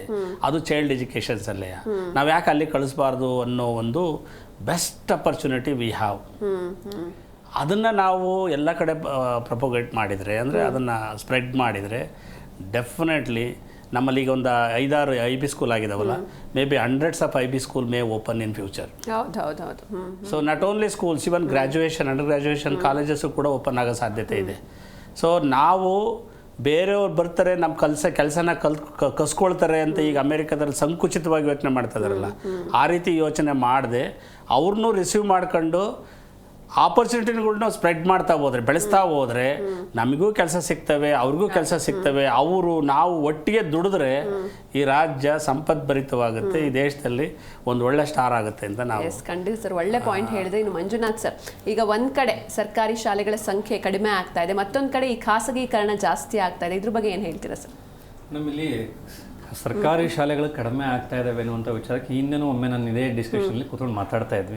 ಕಾರಣ ಯಾಕೆ ಅಂತಂದ್ರೆ, ಸರ್ ಅವೆಲ್ಲ ಮಾತಾಡ್ಬೇಕಾದಾಗ ಫ್ರೀ ಎಜುಕೇಶನ್ ಕ್ವಾಲಿಟಿ ಇಲ್ಲ ನಮ್ಮಲ್ಲಿ. ಸರ್ಕಾರಿ ಶಾಲೆಗಳಲ್ಲಿ ನಾವೆಲ್ಲ ಓದಬೇಕಾದಂಥ ಸಂದರ್ಭದಲ್ಲಿ ಇವತ್ತಿಗೂ ಕೂಡ ಸರ್ಕಾರಿ ಶಾಲೆ ಪಾಠ ಮಾಡೋದು ಮಾಸ್ಟರ್ ನಮಗೆ ದೇವ್ರಿಗೆ ಸಮಾನ.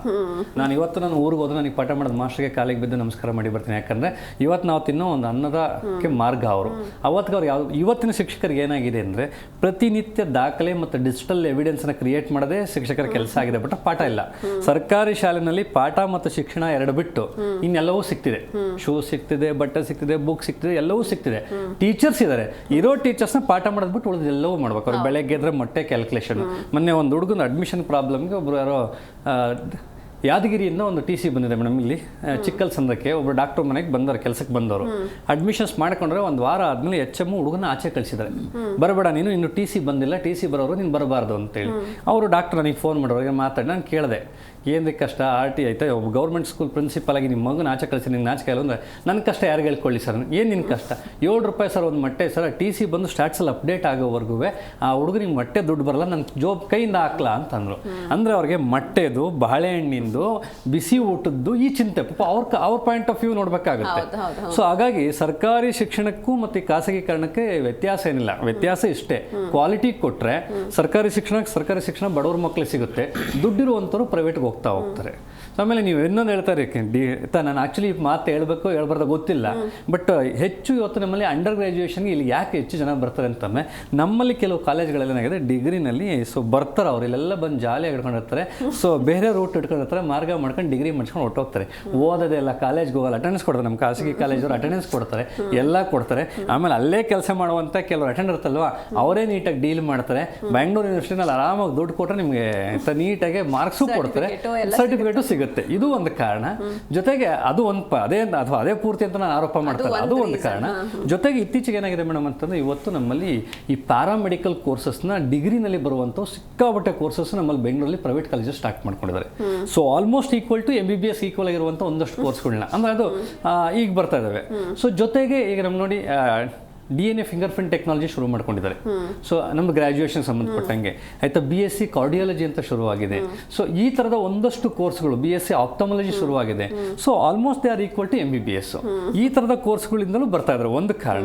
ಎರಡನೇ ಕಾರಣ, ಯೂಶಲಿ BBA BCom ಏನು ಬರ್ತಾರಲ್ವಾ, ಅವ್ರು ಬಂದರೆ ಗ್ಯಾರಂಟಿ ಅವ್ರು ಇಲ್ಲಿ ಬಂದು ಓತ್ಲಾ ಹೊಡ್ಕೊಂಡು ಆಯ್ತಾ ದುಡ್ಡು ಕೊಟ್ಟು ಡಿಗ್ರಿ ತೊಗೊಂಡೋಗೋದಕ್ಕೆ ಬಂದರೆ. ಇನ್ನು ಮೂರನೇದು, ಒಂದಷ್ಟು ಖಾಸಗಿ ಯೂನಿವರ್ಸಿಟಿ ಏನಿದಾವಲ್ವಾ, ಅಲ್ಲಿ ಅವರೇ ಯೂನಿವರ್ಸಿಟಿ, ಅವರೇ ಡೀನು, ಅವರೇ ಎಲ್ಲವೂ. ಸೊ ಆಟೋಮೆಟಿಕ್ ಡಿಗ್ರಿ ಸರ್ಟಿಫಿಕೇಟ್ ಸಿಗುತ್ತೆ. ಸೊ ಇಲ್ಲಿ ಅಂದರೆ ಎರಡೂ ಪಾಯಿಂಟ್ ಆಫ್ ವ್ಯೂ ಇದೆ. ನಾನು ಜಸ್ಟ್ ಇದನ್ನು ಹೇಳಬಾರ್ದಿತ್ತು, ಬಟ್ ಚರ್ಚೆನಲ್ಲಿ ಹೇಳಿದ್ವಿ, ಇಷ್ಟೇ ಸತ್ಯ. ಅದು ನಾವು ಮುಚ್ಚಿಟ್ರು ಕೂಡ ಉಳಿದವ್ರಿಗಂತೂ ಗೊತ್ತಿದೆ. ಸೊ ಅದು ಬಿಟ್ಟರೆ ಆತಂಕ ಪಡಬೇಕಾದ ಅವಶ್ಯಕತೆ ಇಲ್ಲ. ಅವ್ರು ಬರ್ತಾರೆ, ಅವ್ರು ಆರಾಮಾಗಿ ಬೆಳಗ್ಗೆಯಿಂದ ಸಂಜೆ ರೂಮಲ್ಲಿ ಮಲಗಿರ್ತಾರೆ, PGಲಿ ಮಲಗಿರ್ತಾರೆ, ಸಂಜೆ ಪಬ್ಗೆ ಹೋಗ್ತಾರೆ. ಫಾರಿನ್ ಹುಡುಗರು ಪಬ್ಬಲ್ಲಿ ರಾತ್ರಿ ಎಲ್ಲ ಕುಡಿತಾರೆ, ಮನೆಗೆ ಹೋಗ್ತಾರೆ, ರೂಮಲ್ಲಿ ಬಡದಾಡ್ತಾರೆ, ತಿರುಗಿ ಬೆಳಗ್ಗೆ ಅವ್ರು ಎದ್ದೊಳದೆ 12 ಗಂಟೆಗೆ ಮುಂಚೆನೇ ಎದ್ದೊಳಲ್ಲ ಅವರು. ಸೊ ಹಾಗಾಗಿ ಅವರಿಂದ ಏನೂ ಆಗಲ್ಲ. ಪಾಪ ಅವರು ಈ ನಮ್ಮ ಕಮ್ಮನಹಳ್ಳಿಯಿಂದ ಆಚೆಗೆ ಒಂದು ಬೆಲ್ಟ್ ಇದೆ, ಅವ್ರು ಹೆಚ್ಚು ಆ ಬೆಲ್ಟಲ್ಲಿ ಇರ್ತಾರೆ. ಅದು ಬಿಟ್ಟರೆ ಹೆಸರುಘಟ್ಟ ಮೇನ್ ರೋಡಲ್ಲಿ ಇರ್ತಾರೆ. ಸೊ ಎಲ್ಲ ಕಡೆನೂ ಇಲ್ಲ, ಅವರೇ ಆದಂಥ ಒಂದು ಲೋಕ ಇದೆ. ಹಾಗಾಗಿ ಸರ್ ಹೇಳಿದ್ರೆ ನಾವು ಆತಂಕ ಪಡಬೇಕಾದಂಥ ಅವಶ್ಯಕತೆ ಇಲ್ಲ. ಬಟ್ ನಾನು ಹೇಳ್ಬಾರ್ದಾಗಿತ್ತು ಇದು ಲೈವ್ ಶೋನಲ್ಲಿ, ಬಟ್ ಇದು ಫ್ಯಾಕ್ಟ್ ಎಲ್ರಿಗೂ ಗೊತ್ತಿದೆ. ನಾನು ಒಂದೇ ಒಂದು ಆ್ಯಡ್ ಮಾಡ್ತೀನಿ ಇದಕ್ಕೆ. ಇನ್ನೊಂದಿರ್ಬೋದು ಏನಂದರೆ, ಈಗ ಒಂದು ಚೈನ್ ಎಸ್ಟಾಬ್ಲಿಷ್ ಆಗಿರ್ಬೋದು ಅಂತ. ಈಗ ನಾನು ಒಂದು ಮಲ್ಟಿನ್ಯಾಷನಲ್ ಕಂಪ್ನಿಲಿ ಸುಮಾರು ಒಂದು 20 ವರ್ಷಕ್ಕೆ ಮುಂಚೆ ಕೆಲಸ ಮಾಡ್ತಾ ಇರ್ಬೇಕಾದ್ರೆ, ಅಲ್ಲಿಂದ ಎಕ್ಸ್ಪ್ಯಾಟ್ರಿಯೇಟ್ಸ್ ಅಂದರೆ ಅಲ್ಲಿಂದ ಫಾರಿನರ್ಸು ಅವರು ಬೆಂಗಳೂರಿಗೆ ಬಂದು ಸೆಟ್ಲ್ ಆಗಿದ್ರು. ಅದು ಒಬ್ಬರು ಇಬ್ಬರಲ್ಲ, ನನ್ನ ಕಂಪ್ನಿಲಿ ಸುಮಾರು 500 ಜನ ಇದ್ದರು ಸ್ಟಾರ್ಟಿಂಗ್ ಬಂದಾಗ. 500 ಜನ ಫಾರಿನರ್ಸು ನ್ಯೂ ಕಂಪ್ನಿಗೆ ಬಂದು ಜಾಯ್ನ್ ಆಗಿದ್ರು. ನಾನು ಅಲ್ಲಿ ಕೆಲಸ ನಾವು ಮೈನಾರಿಟಿ ಅವಾಗ, ಅಂದರೆ ಕಡಿಮೆ ಇದ್ವಿ. ಆಮೇಲೆ ಅದು ಚೇಂಜ್ ಆಯಿತು, 3000 ಜನಕ್ಕೆ ಹೋದ್ವಿ, ಅವ್ರು 500 ಜನನೇ ಇದ್ದರು. ಆ 500 ಜನದ್ದು ಫ್ಯಾಮಿಲಿ, ಅವರ ಮಕ್ಕಳುಗಳು ಇಂಟರ್ನ್ಯಾಷನಲ್ ಸ್ಕೂಲ್ಗಳಿಗೆ ಬೇಸಿಕ್ ಎಜುಕೇಷನ್ಗೆ ಬಂದರು. ಅಂದರೆ ಇಂಟರ್ನ್ಯಾಷನಲ್ ಸ್ಕೂಲ್ ಬ್ಯಾಂಗ್ಳೂರು ಇರ್ಬೋದು, ಅದಿತಿ ಮಲ್ಯ ಇರ್ಬೋದು, ರಯಾನ್ ಇಂಟರ್ನ್ಯಾಷನಲ್ ಇರ್ಬೋದು. ಆ ಚೈನು ಇಲ್ಲಿರುವಾಗ ಯಾವಾಗ ಇದು ಕಾನ್ಫಿಡೆನ್ಸ್ ಬಂತೋ, high school, primary high school, middle school ಬಂತೋ, ಆ ಚೈನ್ ಕಂಟಿನ್ಯೂ ಆಗಲಿಕ್ಕೆ ಅಂಡರ್ ಗ್ರ್ಯಾಜುಯೇಟ್ಗೂ ಅದು ಕಂಟಿನ್ಯೂ ಆಗಿದೆ ಅಂತ ನಾನು ಹೇಳ್ತೀನಿ. ಪೋಸ್ಟ್ ಗ್ರ್ಯಾಜುಯೇಷನ್ಗೆ ಯಾರು ರಿಸ್ಕ್ ತಗೊಳ್ತಾ ಇಲ್ಲ ಇದನ್ನು. ಪೋಸ್ಟ್ ಗ್ರ್ಯಾಜುಯೇಷನ್ ಮಾಮೂಲು ಸಿಂಗಪೂರು, ಅಮೇರಿಕಾ, ಯುರೋಪು, ಜರ್ಮನಿ ಕರ್ಕೊಂಡು ಹೋಗ್ತಾರೆ. ಇದು ಒಂದು ಕಾರಣ ಇರ್ಬೋದು. ಬಿಕಾಸ್ ದೋಸ್ ಪೇರೆಂಟ್ಸ್ ಅವ್ರು ಇನ್ನೂ ಇಲ್ಲೇ ಇದ್ದಾರೆ. ಎಷ್ಟೊಂದು ಜನ ಇಲ್ಲೇ ಇದ್ಕೊಂಡು ಮಕ್ಕಳು ಇಲ್ಲಿ ನೋಡಿರ್ಬೋದು ನೀವು, ಎಷ್ಟು ಸುಮಾರು ಜನ ಇದ್ದಾರೆ. ಸುಮಾರು ಜನ ಫಾರಿನ್ ಮಕ್ಕಳುಗಳೆಲ್ಲ ಇಲ್ಲೇ ಇದ್ದಾರೆ. ಅಂದರೆ ಅವ್ರ ಮಕ್ಕಳಿಗೂ ಆಗುವಂಗೆ ನೀವು ಹೇಳ್ದಂಗೆ, ಸರ್ ಹೇಳ್ದಂಗೆ, ನಮ್ಮ ಮಕ್ಕಳು ಸೇರಿ ಜೊತೆಗೆ ಅದು ಒಂದು ಇಂಟರ್ನ್ಯಾಷನಲ್ ಫ್ಲೇವರ್ ಬಂದ್ಬಿಟ್ಟಿದೆ ಇವಾಗ. ಇದು ಸರ್ ಹೇಳಿದ್ದು ಸತ್ಯ ಇದೆ ಅದರಲ್ಲಿ. ಅಂದರೆ ಎಲ್ಲ ಥರ ಇದೆ. ಅಂದರೆ ಇಟ್ಸ್ ಅ ಮಿಕ್ಸ್. ನಾನು ಅದನ್ನು ಸ್ಟಾರ್ಟಿಂಗ್ ಓಪನಿಂಗ್ ಸ್ಟೇಟ್ಮೆಂಟಲ್ಲಿ ಅಂದರೆ ನಮ್ಮದು it's a very free city Bengaluru. ಆರಾಮಾಗಿರ್ಬೋದು. ಬೇರೆ ಥರ ನಿಮಗೆ ಪಬ್ಲಿಕ್ ಸಾಮಾಜಿಕ ಅಂಡರ್ಸ್ಟ್ಯಾಂಡಿಂಗ್ ಎಷ್ಟು ಚೆನ್ನಾಗಿದೆ ಅಂದರೆ, ಟಾಲರೆನ್ಸು. ನೀವು ಬರೋಕ್ಕೆ ಮುಂಚೆ 2 ನಿಮಿಷಕ್ಕೆ ಮುಂಚೆ ಅದ್ರ ಬಗ್ಗೆ ಮಾತಾಡಿದ್ದೆ ನಾನು. ಟಾಲರೆನ್ಸ್ ಲೆವೆಲ್ಸು ನಮ್ಮದು ಸಖತ್ತಾಗಿದೆ. ನಮ್ಮ ಮಕ್ಕಳುಗಳು ಬೇರೆ ಮಕ್ಕಳುಗಳ ಜೊತೆ ಭಾಳ ಚೆನ್ನಾಗಿ ಹೊಂದಾಣಿಕೆ ಮಾಡ್ಕೊಳ್ತಾರೆ, ಫ್ರೆಂಡ್ಸ್ ಮಾಡ್ಕೊಳ್ತಾರೆ. ಅದೆಲ್ಲ ಭಾಳ ನಾನು ಕೇಳಿದ್ರೆ ಸಾಮಾಜಿಕ ವಾತಾವರಣ ಈಸ್ ಪ್ರಾಬಬ್ಲಿ ನಂಬರ್ 1 ಇದು ಪ್ಲಸ್ ಆಪರ್ಚುನಿಟೀಸು. ಆಮೇಲೆ it's not so bad education ಅನ್ನೋದು ಇನ್ನೊಂದು. ಅಂಡರ್ ಗ್ರ್ಯಾಜುಯೇಷನ್ ಹೆಂಗಿದ್ರು ಮಾಸ್ಟರ್ಸ್ಗೆ ಅವ್ರು ಅಲ್ಲಿ ಕಳಿಸ್ತಾರೆ. ಈಗ ನಾವೇ ಹೋಗ್ತಾ ಇದೀವಲ್ಲ 6 ಲಕ್ಷ ಜನ, ಅದೇ ಥರ ಮಾಸ್ಟರ್ಸ್ಗೆ ಹೋಗೋದ್ರಿಂದ ನಾನು ಕೇಳಿದ್ರೆ ಇದು ಪ್ರಬಲವಾದ ಕಾರಣ. ನಾವು undergraduates, because we are talking about ಉನ್ನತ ಶಿಕ್ಷಣ, not primary, middle school and other thing. ಅಲ್ಲೂ ಇದ್ದಾರೆ ಜನ. ಇದು ಇವಾಗ it is coming to the higher education, which is good. Yes Lokesh sir, ಈಗ ಮತ್ತೊಂದು ಕಡೆ ನೀವಾಗಲೇ ಹೇಳಿದ್ರಿ ಅಂದರೆ ಹೋಗೋರ ಸಂಖ್ಯೆ ಜಾಸ್ತಿ ಇದೆ ಹೊರಗಡೆ, ಬಟ್ ಇಲ್ಲಿಗೆ ಬರೋರ ಸಂಖ್ಯೆ ಕಂಪ್ಯಾರಿಟಿವ್ಲಿ ತುಂಬಾ ಕಮ್ಮಿ ಇದೆ ಅಂತ. ಹೀಗಾಗಿ ನಾವು ಜಾಗತಿಕ ಮಟ್ಟದಲ್ಲಿ ಬೇರೆ ಬೇರೆ ದೇಶಗಳ ಜೊತೆ ಕಾಂಪೀಟ್ ಮಾಡಬೇಕು ಅಂದರೆ ಯಾವ ರೀತಿ ಅಪ್ಗ್ರೇಡ್ ಆಗಬೇಕು? Yes, very good question. First ನಾವು ಅವ್ರಿಗೆ ವಿಶ್ವಾಸ ಬರೆಸ್ಬೇಕು, ನಮ್ಮ ಶಿಕ್ಷಣದಲ್ಲಿ ಪ್ರಾಮಾಣಿಕತೆ ಇದೆ ಅಂತ ವಿಶ್ವಾಸ ಬರೆಸ್ಬೇಕು. ದೊಡ್ಡ ಡ್ಯಾಮೇಜ್ ಆಗಿದ್ದು ಎಲ್ಲಿ ಅಂದರೆ ಮೊನ್ನೆ CET ನೀಟ್ ಎಕ್ಸಾಮಲ್ಲಿ ನ್ಯಾಷನಲ್ ಲೆವೆಲ್ ಟೆಸ್ಟ್, ಅದು exam, national level centralised exam, ಅದು ಇಡೀ ವರ್ಲ್ಡ್ ಚರ್ಚೆ ಮಾಡೋ ಹಾಗಾಯಿತು. ಸೊ ಬೇಕಾದಷ್ಟು ಇಂಟರ್ನ್ಯಾಷನಲ್ ಎಕ್ಸಾಮ್ಸು ಬೆಂಗಳೂರಲ್ಲೂ ನಡೀತವೆ. ಉದಾಹರಣೆ ಸ್ಯಾಟ್ ಎಕ್ಸಾಮ್. ಸೊ ಯಾವತ್ತು ಬೇಕಾದ್ರು ನಾಳೆ ನಾವು ಹೋಗ್ಬೇಕು, ಕಂಪ್ಯೂಟರ್ ಮುಂದೆ ಕೂತ್ಕೊಂಡು ಕ್ವಶನ್ ಪೇಪರ್ ಬರುತ್ತೆ ಮಾಡ್ಬೋದು. ಅಲ್ಲಿ ಲೀಕ್ ಆಗೋದು ಪ್ರಶ್ನೆನೇ ಬರಲ್ಲ, ಯಾರೋ ಕತ್ಕೊಂಡು ಹೋದ್ರೆ ಅಥವಾ ಪೇಪರ್ ಸಿಕ್ತು ಪ್ರಶ್ನೆನೇ ಬರಲ್ಲ. ಸೊ ಇಡೀ ವರ್ಲ್ಡ್ಗೆ ಆ ಎಕ್ಸಾಮ್ ಕಂಟ್ರೋಲ್ ಬೆಂಗಳೂರಿಂದ ಮಾಡ್ತಾರೆ ಸಾಫ್ಟ್ವೇರ್ ಇಂಜಿನಿಯರ್ಸ್ಗಳು. ಇಂಟರ್ನ್ಯಾಷನಲ್ ಎಕ್ಸಾಮ್ಸನ್ನು ಬೆಂಗಳೂರಿಂದ ಮಾಡ್ತಾರೆ. ಬಟ್ ಇಂಡಿಯಾದ ಎಕ್ಸಾಮ್ಸನ್ನು ಯಾವುದೋ ಒಂದು ಸೆಂಟ್ರಿಗೆ ಕೊಟ್ಬಿಟ್ಟು ಅವರು ಇನ್ನೇನೋ ಅವಾಂತರ ಮಾಡಿ ನಮ್ಮೇಲಿರೋ ವಿಶ್ವಾಸವನ್ನು ಕಂಪ್ಲೀಟ್ ಎರೋಡ್ ಮಾಡ್ತಾರೆ. ನಾವು ನಿಲ್ಲಕ್ಕಾಗೋದಿಲ್ಲ. ಸೊ ಇವತ್ತು ಹೆಂಗಾಗಿದೆ, ನಾನು ಆ ಪಾಯಿಂಟಿಗೆ ಬರ್ತೀನಿ. ಈ ಸ್ಟೇಟ್ ಸಿಲೆಬಸ್ ಮಾಡಿದವ್ರಿಗೆ ಸ್ಯಾಟ್ ಎಕ್ಸಾಮ್ ಅಲೋವೇ ಮಾಡಲ್ಲ. CBSE ಹುಡುಗರಿಗೆ ಕೂಡ ಸ್ಯಾಟ್ ಎಕ್ಸಾಮ್ ಅಲೋ ಮಾಡಲ್ಲ, ಯಾಕಂದರೆ ಬೋರ್ಡ್ ಮೇಲೆ ವಿಶ್ವಾಸ ಇಲ್ಲ ಅಂತ. ICSE ಮಾಡಿರೋ ಹುಡುಗರಿಗೆ ಅಲೋ ಮಾಡ್ತಾರೆ. IB ಮಾಡಿರೋ ಹುಡುಗರಿಗೆ ಎಕ್ಸಾಮೇ ಬೇಕಾಗಿಲ್ಲ, ಸರ್ ಡೈರೆಕ್ಟ್ ಅಡ್ಮಿಷನ್ ಅಂತ ಅಂತಾರೆ. ರೀಸನ್ ಅಂದರೆ ಈ ಎಕ್ಸಾಮ್ ನಡೆಸೋದು ಇದೆಯಲ್ಲ, ಮೌಲ್ಯಮಾಪನ ಇದೆಯಲ್ಲ ಅಥವಾ ಮೌಲ್ಯಾಂಕನ ಅಂತೀವಲ್ಲ, ಸೊ ಅದನ್ನು ತುಂಬ ಎಫಿಷಿಯೆಂಟಾಗಿ ಇಂಪಾರ್ಷಿಯಲ್ಲಾಗೆ ಯಾವ ಸಂಸ್ಥೆ ಮಾಡುತ್ತೋ ಅದನ್ನು ವರ್ಲ್ಡ್ ಅಕ್ಸೆಪ್ಟ್ ಮಾಡುತ್ತೆ. ಸೊ ಆ ಒಂದು ಎರಡು ವಿಭಾಗ ICSE ಮತ್ತು IB, ಅವೆರಡು ವಿಭಾಗ ಗಳಿಸಿರೋವಷ್ಟು ಹೆಸರನ್ನು ಬೇರೆ ಯಾವ ವಿಭಾಗನೂ ಇಂಡಿಯಾದಲ್ಲಿ ಗಳಿಸಿಲ್ಲ. ಮೊದಲು ನಮ್ಮ ಎಕ್ಸಾಮ್ ಸಿಸ್ಟಮ್ ಇದೆಯಲ್ಲ ಅದನ್ನು ಪಾರದರ್ಶಕ ಮಾಡಬೇಕು ಮತ್ತು ವರ್ಲ್ಡ್ ಅಕ್ಸೆಪ್ಟ್ ಆಗೋ ಹಾಗೆ ಮಾಡಬೇಕು. ಅವಾಗೇನಾಗುತ್ತೆ ಅಂದರೆ ಅಲ್ಲಿ ಕ್ವಾಲಿಟಿ ಇದೆ ಎಜುಕೇಷನ್ಸು, ಮಕ್ಕಳು ಪರ್ಸೆಂಟೇಜ್ ಆಫ್ ರಿಸಲ್ಟ್ ಕರೆಕ್ಟ್ ಇದೆ, ಅದನ್ನು ನಾವು ಅಕ್ಸೆಪ್ಟ್ ಮಾಡ್ಬೋದು ಅಂತ ಬರುತ್ತೆ. That is one. ಆಮೇಲೆ ಸೆಕೆಂಡು, ಈ ಪ್ರೈವೇಟ್ ಯೂನಿವರ್ಸಿಟಿ ಕೊಟ್ಟಿದ್ದಾರಲ್ಲ ಅವ್ರಿಗೆ ಒಂದು ಆತ್ಮಸಾಕ್ಷಿ ಅಂತ ಇರಬೇಕಾಗತ್ತೆ. ಇವರು ದುಡ್ಡಿಗೇನೆ ಎಲ್ಲದೂ ಮಾಡೋದಾದರೆ ಈ ರೀತಿ ಮಾರ್ಕೊಳ್ಳೋಕೆ ಹೋದರೆ ನಾಳೆಗೆ ಏನಾಗುತ್ತೆ ಅಂದರೆ ಸಿಸ್ಟಮನ್ನು ಹಾಳು ಮಾಡೋದಕ್ಕೆ ಇವರೇ ಕಾರಣರಾಗ್ತಾರೆ. ಸೊ ಉದಾಹರಣೆಗೆ ಒಂದು ಸಿಟಿ, ನಮ್ಮಲ್ಲೇ ಕರ್ನಾಟಕದಲ್ಲೇ ಒಂದು ಸಿಟಿ, ಅಲ್ಲಿ ಸುಮಾರು 3 ಮೆಡಿಕಲ್ ಕಾಲೇಜಸ್ ಇದ್ದಾವೆ. ನಾನು ಆ ಹೆಸರು ಹೇಳೋಕ್ಕೆ ಹೋಗಲ್ಲ, 3 ಮೆಡಿಕಲ್ ಕಾಲೇಜಸ್ ಇದ್ದಾವೆ. ಬಟ್ ಆ ಸಿಟಿ ಒಳಗಿರೋ ಯಾವುದೇ ಜನ ಆ ಮೆಡಿಕಲ್ ಕಾಲೇಜಲ್ಲಿ ಓದಿದ್ದಾರೆ ಅಂದರೆ ಅವ್ರ ಹತ್ರ ಡಾಕ್ಟರ್ ಹತ್ರ ಹೋಗೋದೇ ಇಲ್ಲ. ಅಯ್ಯೋ ಬೇಡಪ್ಪ ಅಂದ್ರೆ ಅಲ್ಲಿಂದ 300 ಕಿಲೋಮೀಟರ್ ಹೋಗ್ತಾರೆ, ಇಲ್ಲ ಅಲ್ಲಿಂದ 200-250 ಕಿಲೋಮೀಟರ್ ಬೆಂಗಳೂರಿಗೆ ಬರ್ತಾರೆ. This is the shocking. ನಾವು ಪಕ್ಕದಾಗಿದ್ವಿ, ನಾವು ಆ ಸಿಟಿಯಿಂದ ಜಸ್ಟ್ 20 ಕಿಲೋಮೀಟರ್ ದೂರದಾಗಿದ್ರು ಆ ಸಿಟಿಗೆ ಹೋಗಲ್ಲ ಮೆಡಿಕಲ್ಗೆ. ಹೋದ್ರೂ ಡಾಕ್ಟ್ರನ್ನ ಕೇಳ್ತೀವಿ ಎಲ್ಲಿ ಮೆಡಿಕಲ್ ಮಾಡಿರೋದನ್ನು, ಇಲ್ಲಿ ಮಾಡಿದ್ದೀರಿ ಅಂದರೆ ಬೇಡ ಅಂತೀವಿ. ಇದೇನಾಗುತ್ತೆ, ವಿಶ್ವಾರ್ಹತೆ ಇದೆಯಲ್ಲ, ಅವ್ರ ಬಗ್ಗೆ ಒಂದು ವಿಶ್ವಾಸ ಇದೆಯಲ್ಲ, ಆ ವಿಶ್ವಾಸ ಎರೋಡಾತು ಅಂತಂದರೆ ಸೊ ಅದ್ರ ಬಗ್ಗೆ ನೆಗೆಟಿವ್ಸ್ ಬರುತ್ತೆ, ಯಾರು ಕಳ್ಸೋಕ್ಕೆ ಹೋಗಲ್ಲ. ಸೊ ಫಸ್ಟ್ ಪಾಯಿಂಟು, ನಮ್ಮದೇನು ಎಕ್ಸಾಮ್ ಸಿಸ್ಟಮ್ ಇದೆಯಲ್ಲ ಅದನ್ನು ಸರಿದೂಗಿಸ್ಬೇಕು, ಅಂದರೆ ವರ್ಲ್ಡ್ ರೆಕಗ್ನಿಷನಿಗೆ ತರಬೇಕು. ಒಂದು ಅದನ್ನು ಇಂಪಾರ್ಷಿಯಲ್ಲಾಗೆ ಟ್ರಾನ್ಸ್ಪರೆಂಟಾಗಿ ಮಾಡಬೇಕಾಗತ್ತೆ, ಅದು ಒಂದು.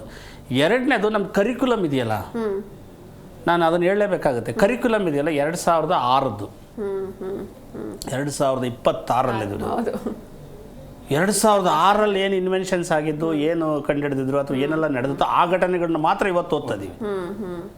ಜಗತ್ತು ಒಂದು 30 ವರ್ಷ ಮುಂದಕ್ಕೆ ಹೋಗ್ಬಿಟ್ಟಿದೆ. ಈ 20 ವರ್ಷದಲ್ಲೇ 30 ವರ್ಷ ಮುಂದಕ್ಕೆ ಹೋಗಿದೆ. ಅಂದರೆ 50 ವರ್ಷ ಮುಂದಿಂದ ಯೋಚನೆ ಮಾಡ್ತಾ ಇದ್ದು ಬೇರೆ ಕಡೆ ಎಲ್ಲ ಸಿಲೆಬಸ್ಸು. ಬಟ್ ನಾವಿನ್ನೂ ಹಿಂದೆ ಇದ್ದೀವಿ. ಅದನ್ನು ಒಂದು ಇಂಡಿಪೆಂಡೆಂಟ್ ಬಾಡಿ ಮಾಡಿಬಿಟ್ಟು ಪುಸ್ತಕ ರಚನೆ ಮಾಡೋದು, it's not a rocket science. ಬುದ್ಧಿವಂತರನ್ನು ಒಂದು ಸೆಟ್ ಮಾಡಿಬಿಟ್ಟು ಸಿಲೆಬಸ್ಸನ್ನು ಪ್ರತಿ ವರ್ಷ ರಿವ್ಯೂ ಮಾಡ್ರಪ್ಪ, ಹೊಸದೇನಾರ ಬಂದರೆ ಹಾಕಿ ಅಂತ ಹೇಳಿದರೆ ಮುಗ್ದೇ ಹೋಯ್ತು.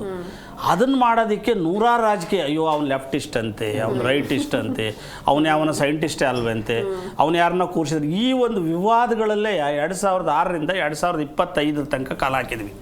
ಈಗ 2 ವರ್ಷದ ಇಂಚೆ ಒಂದು ಕಮಿಟಿ ಮಾಡಿದ್ದಾರೆ, ಅದಕ್ಕೂ ನೂರಾರು ಸಮಸ್ಯೆಗಳು. ಐ ಥಿಂಕ್ ಅದು ಸ್ಕೂಲ್ ಲೆವೆಲಲ್ಲಿ ಒಂದು ಲೆವೆಲ್ಗೆ ಹಾಕ್ತಾ ಇತ್ತು. ಬಟ್ ಈಗ ಕಾಲೇಜ್ ಆಲ್ಸೋ.